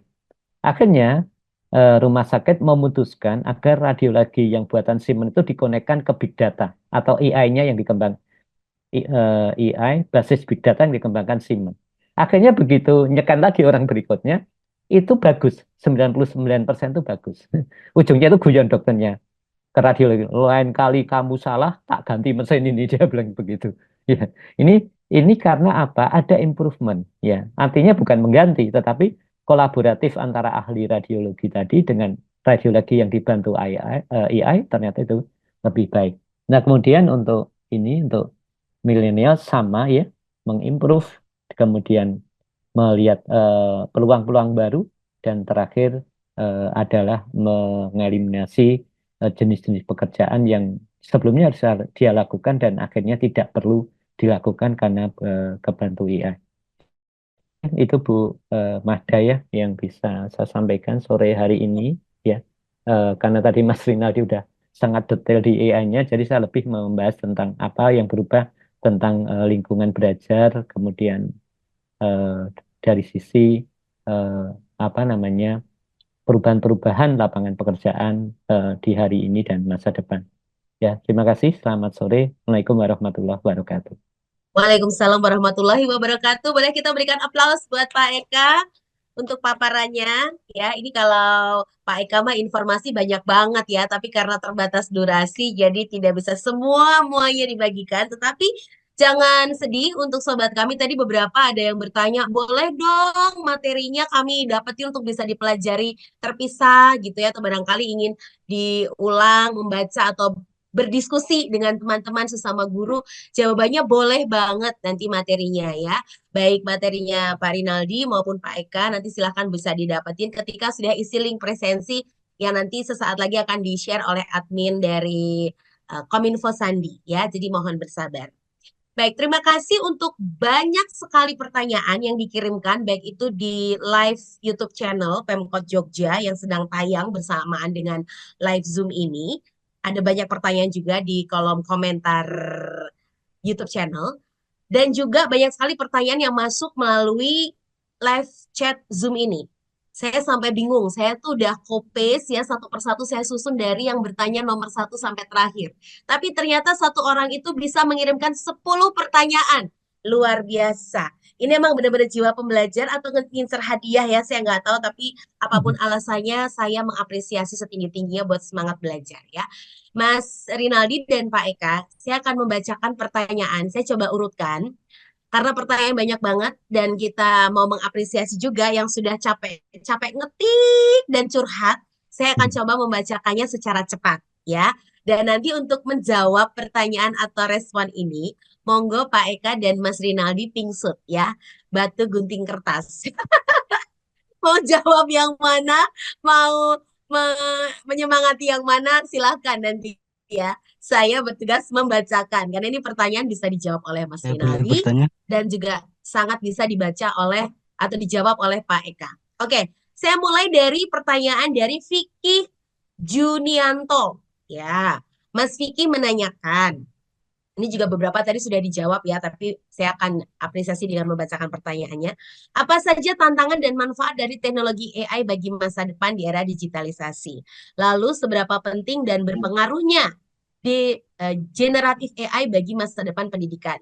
Lalu bagaimana cara dan langkah penggunaan generatif AI untuk guru dalam kegiatan belajar mengajar? Lalu fasilitas dan pelayanan apa saja yang ada dalam generatif AI? Lalu bagaimana membuat suasana kelas atau pembelajaran menjadi menyenangkan untuk penerapan generatif AI di masa depan. Ini masih banyak nih pertanyaan Mas Vicky. Jadi saya pilih yang ini ya Mas Vicky, mohon maaf. Saya harus pilih-pilih, jadi pertanyaan yang belakangan saya tidak bacakan. Mas Ya. Agus Mas Huri, ya, beliau juga menuliskan pesan, bagaimana AI generatif dapat membantu mengurangi kesenjangan pendidikan antara wilayah perkotaan dan pedesaan, serta apa dampak AI generatif terhadap perkembangan kreativitas siswa dalam lingkungan belajar. Kemudian apakah AI generatif bisa diandalkan untuk mengevaluasi kemampuan siswa secara objektif dan mendalam? Oke. Lalu juga pertanyaan dari Aras yang dikirimkan, AI yang mana nih yang bisa digunakan untuk gambar? Nah, tadi kayaknya udah ya disebutin juga, tapi nggak apa-apa nanti bisa di-highlight. Lalu dari Tridila Usma, SPD, ini juga dari Aceh ya, Ibu Tridila ya. Ini pertanyaannya banyak banget, luar biasa Ibu satu ini. Bagaimana cara dan strategi efektif yang dapat dilakukan bagi kami untuk melakukan suatu edukasi atau literasi tentang pentingnya AI untuk kualitas pendidikan supaya makin baik. Apalagi di era sekarang dengan masyarakat 3T, yaitu masyarakat tertinggal, masyarakat terdepan, dan masyarakat terluar yang kurang dijangkau oleh internet. Dan apa saja aspek baik secara internal maupun eksternal yang perlu diperhatikan secara lebih dalam penggunaan AI untuk kualitas pendidikan. Ya, kemudian Ibu Tri juga menuliskan respon tentang apa saja dampak penggunaan AI untuk dapat meningkatkan potensi dan kualitas dari AI untuk meningkatkan kognitif dan psikomotor bagi siswa dan juga guru tentu saja. Ya, apa soft skill dan hard skill yang perlu sekali dilatih dalam meningkatkan kualitas dalam penggunaan AI dan memberikan sedikit pendapat yang baik menurut Ibu Tri Dila Usma. Ya, dengan AI saja kita tidak boleh untuk mengandalkan semuanya ke AI. Karena kita juga harus melatih pola pikir kita sendiri untuk dapat berpikir kreatif dan kritis dalam mengerjakan sesuatu hal maupun tugas kita.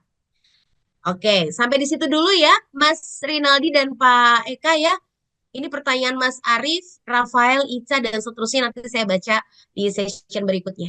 Oke, Mas Rinaldi, boleh silahkan ditanggapi terlebih dahulu. Jujur saya sebenarnya bingung juga nih Bu. Mana yang harus saya tanggapi gitu ya Pak Eka ya. Di, dijawab secara serentak karena ada yang mirip-mirip kan. Ada Oke, dampak, baik, tantangan, kemudian potensi siswa, memaksimalkan guru. Nah, tadi kurang lebih sih lingkupnya di bagian-bagian itu ya. baik. Baik, terima kasih untuk Bapak Ibu yang sudah bertanya dan mohon maaf juga mungkin tidak bisa saya coba untuk jawab semua pertanyaannya, tapi secara gambaran umum saja. Pertama mungkin tantangan AI ini ke depannya apa? Jadi begini Bapak Ibu, AI ini sebenarnya dari setiap pembuatan AI itu ada challenge-nya masing-masing ya. Di setiap bidang pasti ada. Bidang kesehatan, kalau salah-salah dalam pembuatan AI orang bisa mati loh ya. AI dalam bidang contohnya dalam bidang otomotif. Kita banyak lihat sekarang itu ada mobil yang bisa jalan sendiri tanpa disetirin, bisa jalan sendiri dan sebagainya.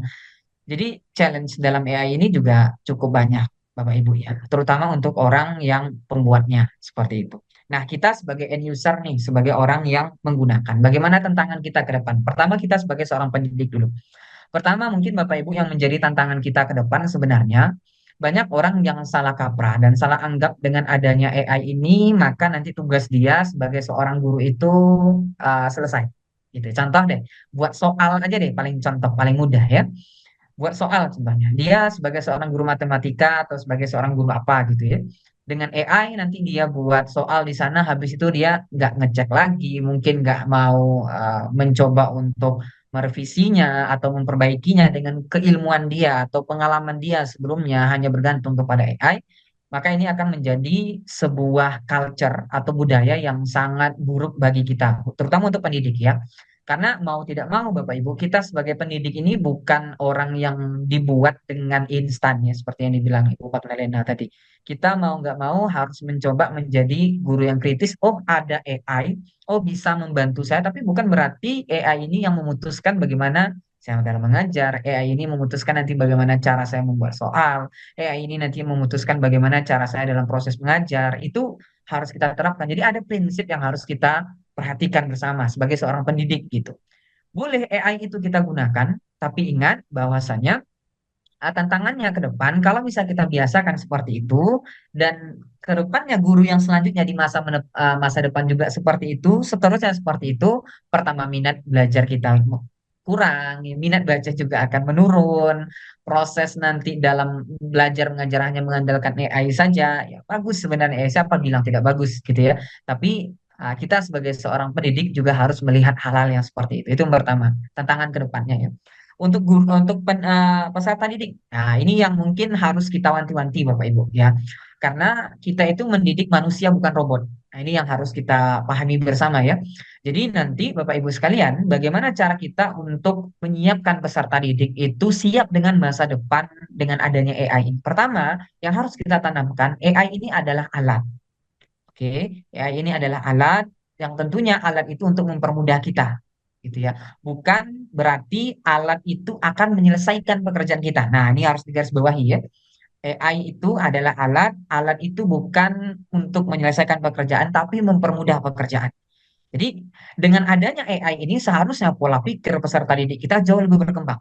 Pengetahuan peserta didik kita jauh lebih luas, ya. Koneksinya mungkin dengan orang luar negeri nanti akan jauh lebih lebih intens dibandingkan kita dulunya.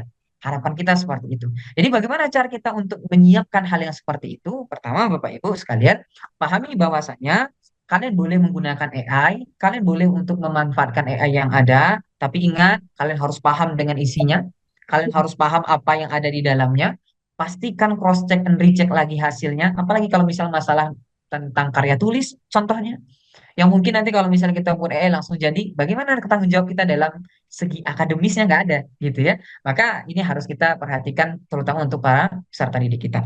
Nah, bagaimana dengan daerah-daerah yang 3T contohnya ya dalam pemanfaatan atau penerapan AI ini. Mungkin kalau dari saran saya Bapak Ibu sekalian, ya untuk sekarang mungkin kita berharap ya, itu kita berharap sekali kepada pemerintah karena mungkin ini di luar jangkauan saya juga seperti itu ya. Kita berharap semoga ke depannya nanti untuk daerah-daerah 3T ini bisa memanfaatkan internet dengan sebaiknya, bisa mendapatkan layanan itu. Dan kalau misalnya Bapak Ibu yang berada di daerah-daerah sana, kami ucapkan apa namanya semangat selalu karena tentunya nanti kita berharap ke depannya 3T ini bukan lagi menjadi 3T, tetapi bagaimana bisa setara dengan daerah-daerah yang lainnya seperti itu. Dan sekarang Bapak Ibu bisa belajar dulu ya, mempersiapkan itu walaupun di daerahnya belum ada, tapi Bapak Ibu sudah bisa belajar dari sekarang. Harapannya ke depannya untuk daerah-daerah tersebut sudah bisa untuk diimplementasi. Dan yang paling penting sebenarnya yang saya ambil dari yang disampaikan oleh Pak Eka tadi ya, yang harus kita pahami betul itu adalah bagaimana cara kita untuk bisa mengatur pola pikir dari peserta didik kita. AI itu membantu, tapi ingat bagaimana pola pikir kita nanti dalam memanfaatkan ini akan sangat berpengaruh sekali. Itu saja dari saya, Bapak Ibu sekalian. Uh, Mungkin nggak menjawab semua gitu ya dari semua pertanyaan karena saya juga bingung nih menjawabnya dari mana mulainya. Tapi secara gambaran umum saja ya, ke depannya AI akan masuk ke semua lini kehidupan. AI akan masuk ke semua lini kehidupan. Pemerintahan, pendidikan, kesehatan, komunikasi, informasi, dan sebagainya. Semua akan masuk. Mau nggak mau kita sebagai pendidik harus siap untuk itu. Masih ingat dengan kondisi COVID yang dulunya? Bagaimana Indonesia pada saat itu, Bapak Ibu sekalian, ketika dilanda COVID, kita nggak siap, banyak sekolah yang libur, banyak sekolah yang tidak jalan waktu itu, tapi saya lihat anak-anak masih jalan-jalan aja tuh di luar gitu ya.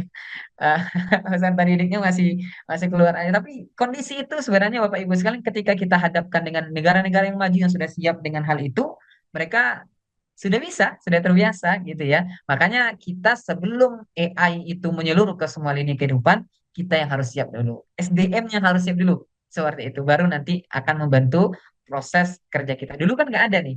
Webinar online kayak gini jarang sekali kita temukan dulu. Gitu ya. Tapi dengan adanya kemampuan ada COVID dulu, kita terbiasa belajar, belajar, belajar gitu ya. Kita bisa sekarang untuk bertemu di sesi ini dan ini salah satu bentuk ya kita mempersiapkan SDM. Ya semoga nanti di daerah-daerah yang seperti itu bisa merasakan juga apa yang kita rasakan di sekarang ini seperti itu. Itu saja dari saya. Mohon maaf. Terima kasih. Saya kembalikan kepada Bu Magdalena. Silakan Bu. Baik, terima kasih Mas Rinaldi. Boleh minum dulu deh, boleh minum ya. Panjang jawabannya. Oke. Ya, Pak Eka, saya minta waktu sedikit untuk merespon yang bertanya melalui YouTube channel Pemkot Jogja ya, karena di sana ramai banget juga untuk memberikan komentar. Saya baca beberapa ya.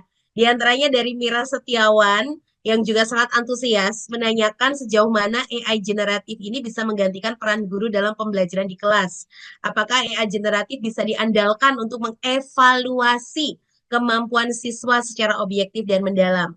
Kemudian pertanyaan juga, bagaimana AI generatif dapat mendukung pengembangan metode pembelajaran yang lebih personal dan adaptif bagi siswa.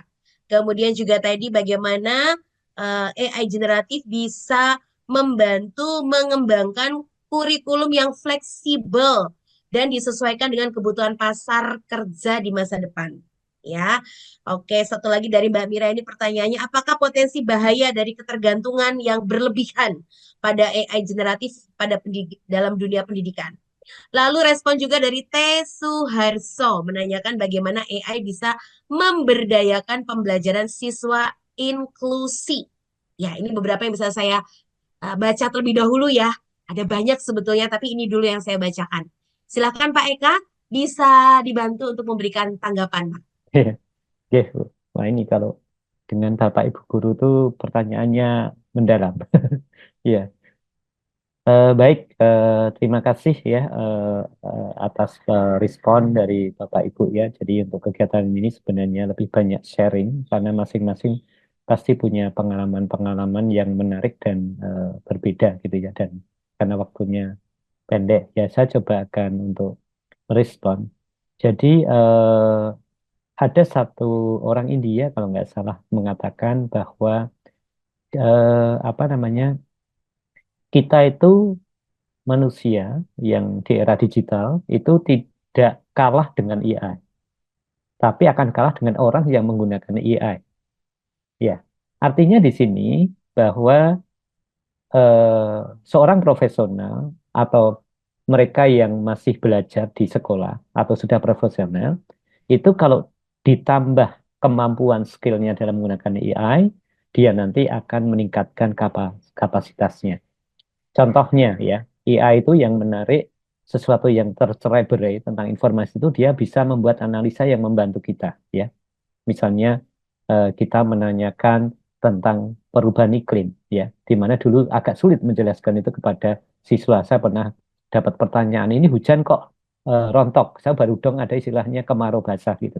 Nah, itu contoh. Nah, kemudian kalau di tadi saya contohkan di pertanian, orang Jawa dulu ada Pranoto Adimongso ya.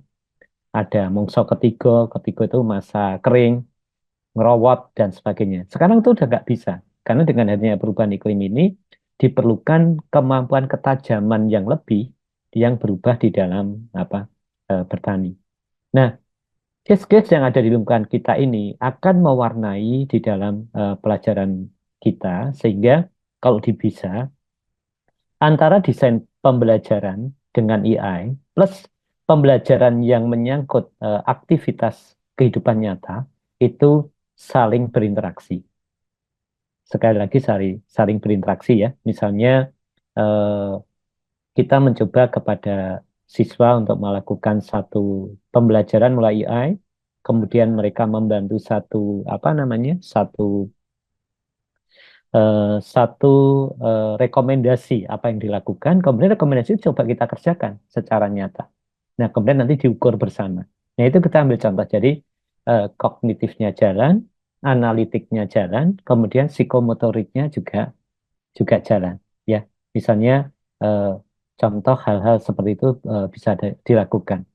Kemudian yang kedua, ya, ada perubahan dari guru di sini di mana guru tidak salah satunya tidak perlu harus mengerti segalanya.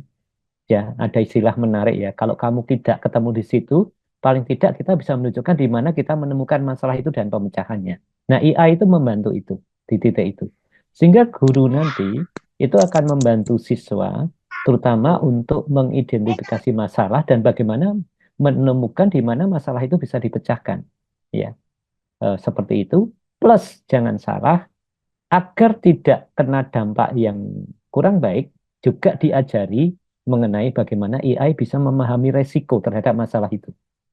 Jadi serba cukup gitu ya, Mbak, sampai ujungnya risikonya ada. Itu. Kemudian yang berikutnya, ya, AI ini yang menarik menempatkan demokratisasi di pembelajaran. Saya ingat diskusinya Pak Satya Nadella ya, Mas Rinaldi ya, CEO-nya Microsoft. Dia mengatakan AI ini harus diberikan kepada semua pihak supaya ada keadilan di dalam pemanfaatan kecerdasan. Tidak hanya oleh ini. Ini yang menarik. Lahirnya ChatGPT ini semua orang bisa mengakses. Artinya di sini karena ada unsur demokratisasi. Inti demokratisasi adalah diantaranya adanya personalisasi dalam belajar. Maka di sini guru menjadi peran fungsi baru bagaimana membimbing sesuai bisa jadi sesuai dengan apa ya semacam karakter atau profiling siswa itu gitu ya. Oh dia sama-sama matematik ya. Maka di sini yang menarik salah satu catatan yang saya baca di ekonomi tentang AI itu majalah ekonomi Forbes itu mengatakan pemahaman konteks kepada siswa itu menjadi penting. Kamu memecahkan masalah apa? Ya, peternakan, perdagangan, sebagainya. Itu konteks itu penting. Ya, sehingga nanti personalis itu bisa lebih tajam.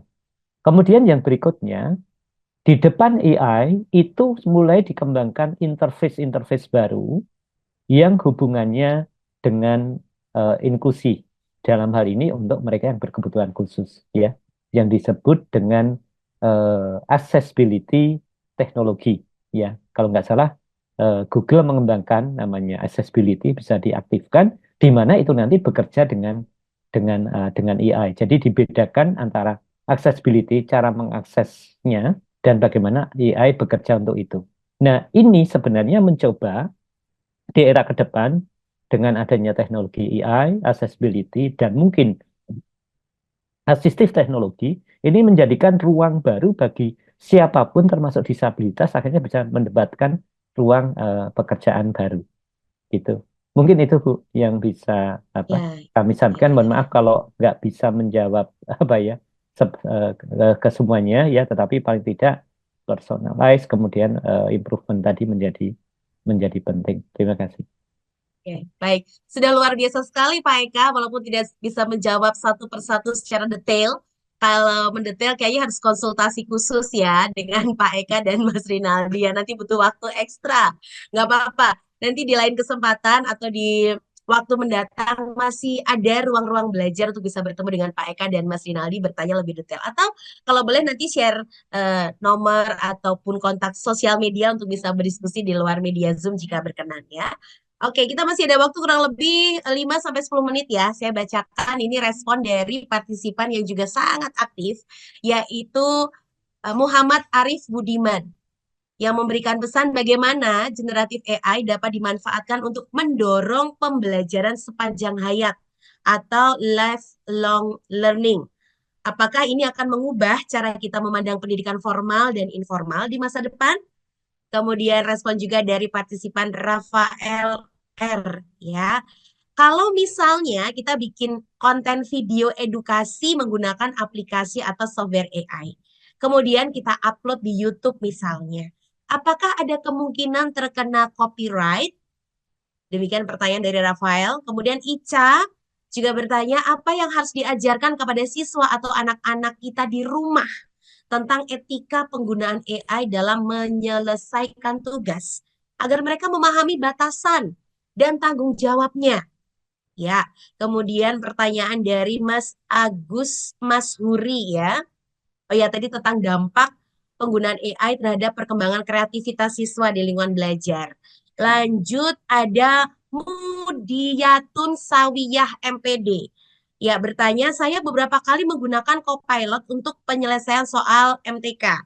Tapi penulisannya masih seperti bahasa latex. Kalau dengan ChatGPT sudah bisa sesuai simbolnya. Bagaimana tips di prompt agar bisa menghindari masalah tersebut? Ya. Lalu pertanyaan berikutnya juga dikirimkan oleh Triyono. Ya.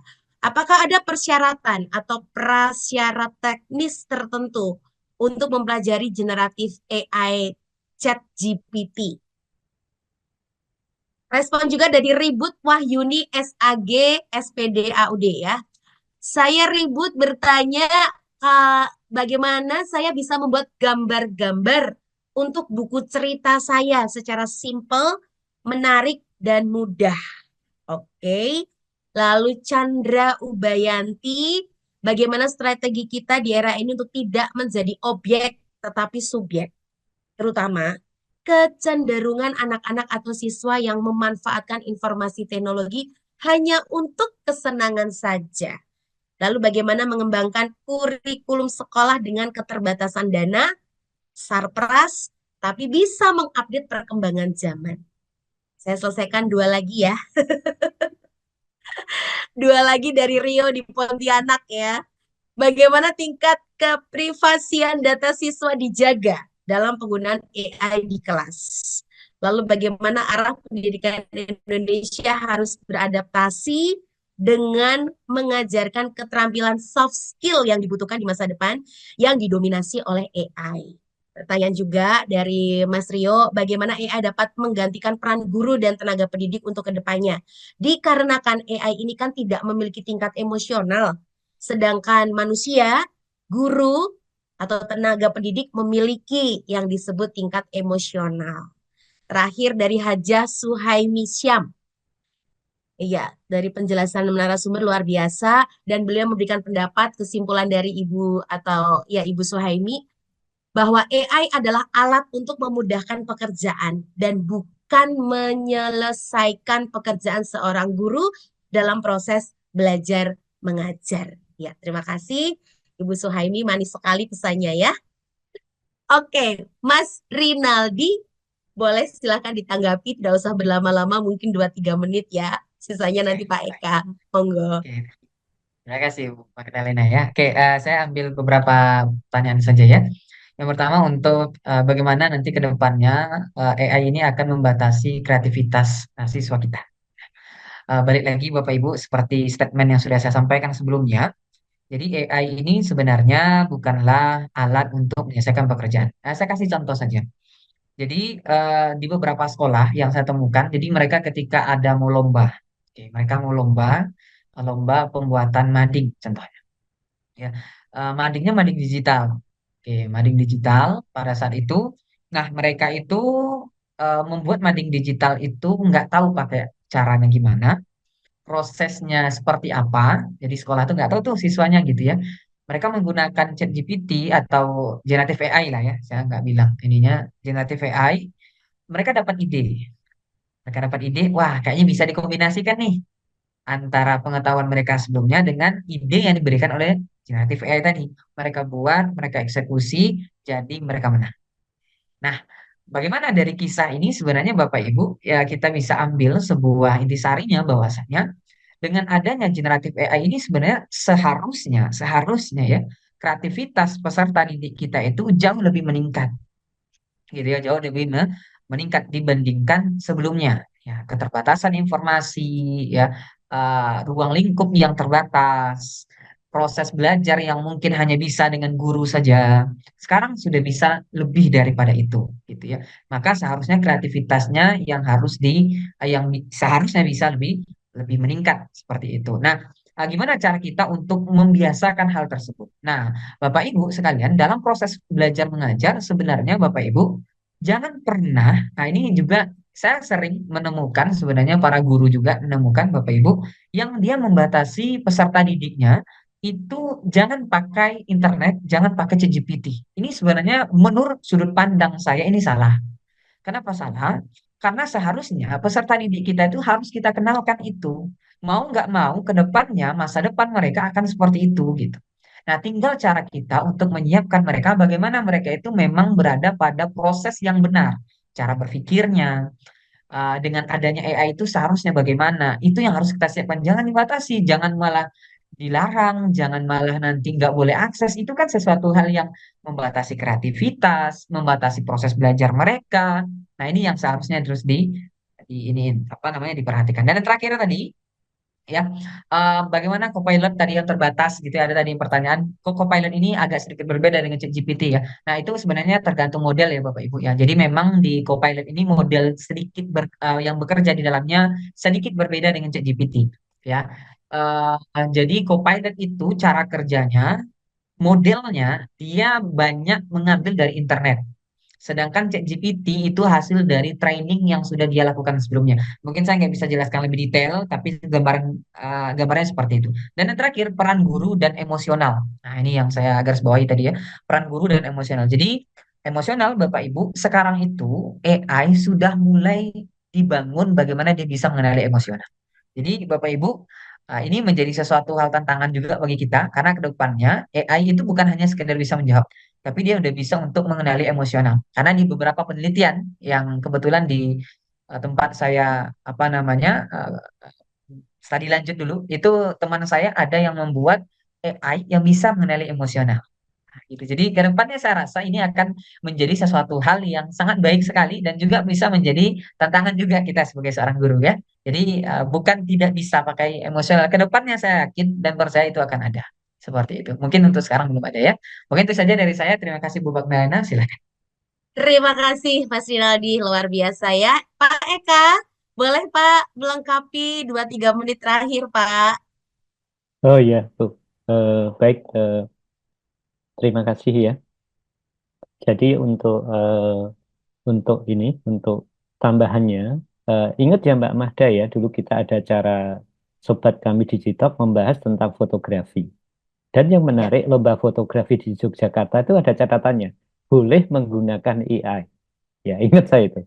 Gitu. Nah, ternyata kenapa boleh menggunakan AI? Beberapa desainer bidang seorang fotografer atau desainer sudah menggunakan AI untuk meningkatkan hasil-hasil kreatif mereka. Jadi tidak sepenuhnya eh, diberikan kepada AI. Jadi saya setuju Mas Rinaldi menyampaikan ini semacam alat bantu dan jangan sampai juga menempatkan AI itu sebagai kebenaran gitu ya. Anda petik gitu ya. Jadi nanti menurut AI begini loh, jadi itu dianggap kebenaran gitu. Jadi kalau kita lihat dari sini bahwa AI itu betul-betul menempatkan alat bantu untuk melakukan beberapa improvement. Yang pertama adalah untuk mengimprove dari kerja kita. Misalnya tadi disampaikan ketika kita mendesain mading, isi mading dan seterusnya. Tapi jangan salah di situ. Sebenarnya utamanya kalau mading kan ada redaktur ya, ada dewan redaksi. Dewan redaksi ini sendiri yang nanti akan memberikan warna eh, pemanfaatan AI itu seperti apa ya. Bahkan kemarin Bu Mada, saya mengikuti kegiatan video yang sudah AI itu, bahkan dia ngeklaim video yang harusnya dikerjakan 6 bulan tuh cukup 1 jam itu terjadi. Ini yang menarik apa? Bagi guru-guru yang nanti akan mengembangkan video pembelajaran itu bisa dipangkas gitu. Nah, kembali ke sini, sebenarnya ada banyak yang diimprove di antaranya untuk generasi muda.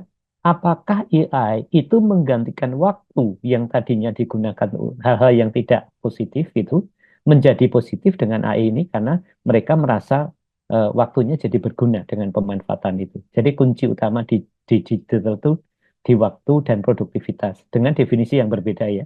Produktivitasnya guru, produktivitasnya Siva, dan seterusnya. Kemudian yang kedua tentang etik di dalam AI. Nah, etik di dalam AI itu memang menjadi satu hal yang penting. Salah satunya di Norwegia itu sudah dilakukan satu policy pemanfaatan misalnya AI terutama untuk hal-hal yang menyangkut sensitivitas. Kenapa? Ketika feeder pemasok informasi, misalnya, mohon maaf saya mengatakan LGBT itu baik, nanti ya itu akan menjawab baik juga gitu. Anunya di situ. Maka di sini yang harus diperhatikan ada unsur juga di luar kita menyangkut dari sisi-sisi pembentukan kepribadian yang utuh. Jadi AI itu menambah kemampuan kreativitas, kecerdasan, tapi tetap harus bukan dibentengi, diberikan energi lain yang itu akan bisa mewarnai kegiatannya. Misalnya, sejauh mana dengan AI kita meningkatkan peran siswa di dalam masyarakat, misalnya seperti itu. Itu hal-hal yang positif.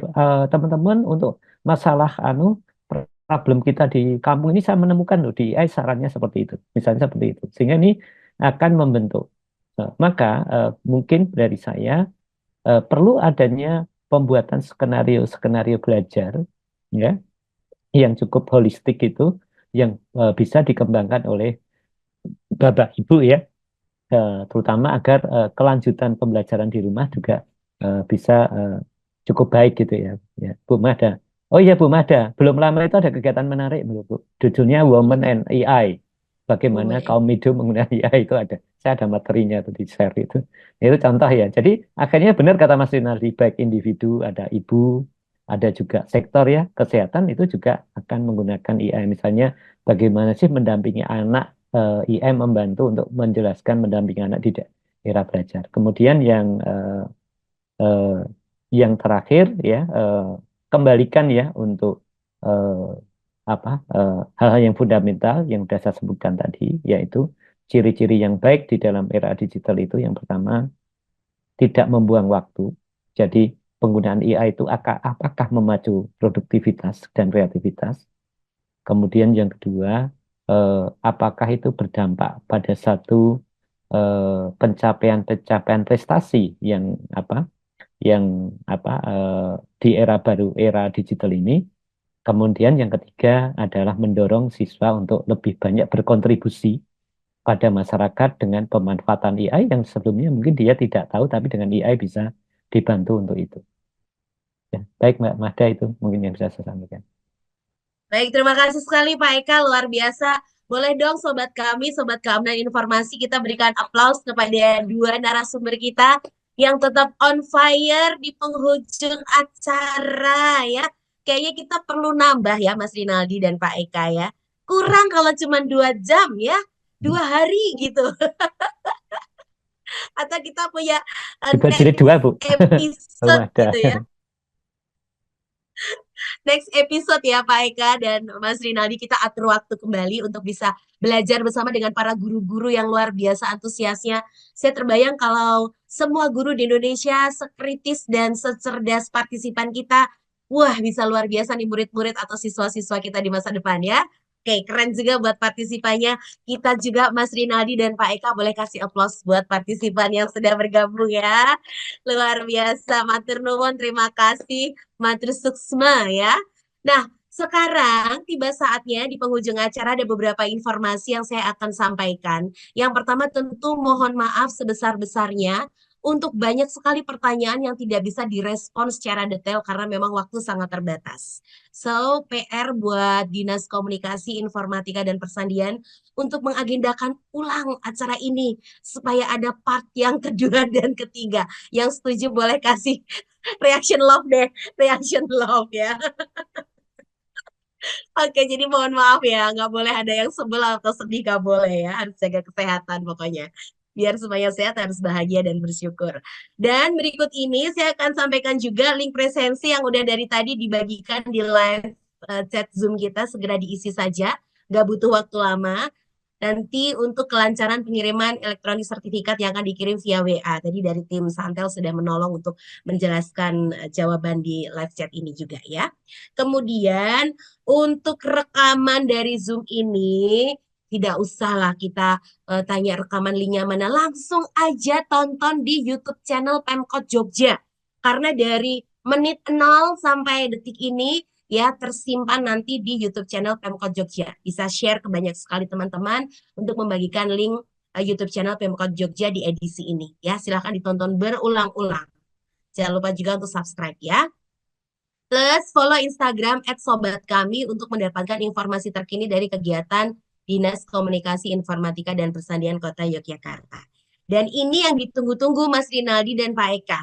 6 nama untuk mendapatkan hadiah. 6 nama yang beruntung. Nah, deg, langsung saja tidak usah berlama-lama. Nama yang pertama, selamat buat Ribut Wahyuni. Ya, oke. Yang kedua, selamat buat Ibu Tri Dila Usma dari Aceh. Yang ketiga, selamat untuk Rio Pontianak. Yang keempat, selamat untuk Vicky Junianto. Dan yang kelima ya, Chandra Ubayanti. Nah, ini 5, harusnya ada 6. Tunggu sebentar. Saya cek dulu ke pusat ya. Ke pusat. Ya, tunggu dulu. Iya. Oh iya, yang satu lagi Agus Mashuri.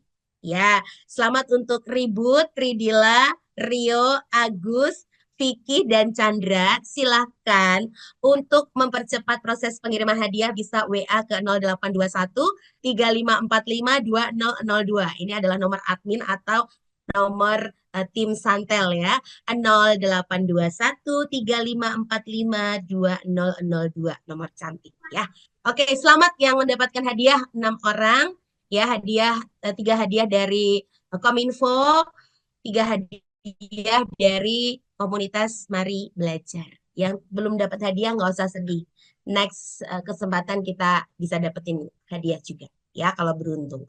Mbak Dewi dari tim Kominfosan, apakah ada pengumuman atau kabar baik yang mau disampaikan sebelum kita berpisah? Silakan Mbak Dewi.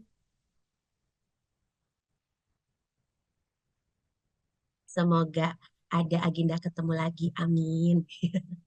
Mbak Dewi atau Mbak Julia boleh loh. Iya, atau Mbak Febri juga boleh kasih info jika ada. Kalau tidak ada, kita akan akhiri. Sudah cukup Mbak Magda Ya. dari tim Kominfo. Oke, alhamdulillah ya.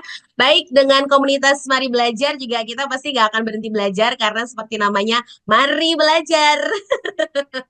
Jadi kita akan belajar bareng bersama komunitas Mari Belajar. Thanks a lot juga untuk kolaborator kegiatan ini, komunitas guru inovatif Microsoft. Thanks a lot ya buat kebersamaannya. Juga untuk sobat kami yang tidak bisa disebutkan satu persatu. Sekian kebersamaan kita hari ini. Mohon maaf kalau ada hal-hal yang kurang berkenan. Pasti ada deh yang nggak berkenan, jadi mohon dimaafkan ya. Pokoknya kita ketemu lagi semua dalam keadaan sehat, semangat, dan penuh dengan berkah. Saya Magdalena Krisinda dan tim dari Dinas Komunikasi Informatika dan Persandian Kota Yogyakarta mengucapkan terima kasih. Sampai jumpa. Wassalamualaikum warahmatullahi wabarakatuh. Salam sejahtera untuk semuanya.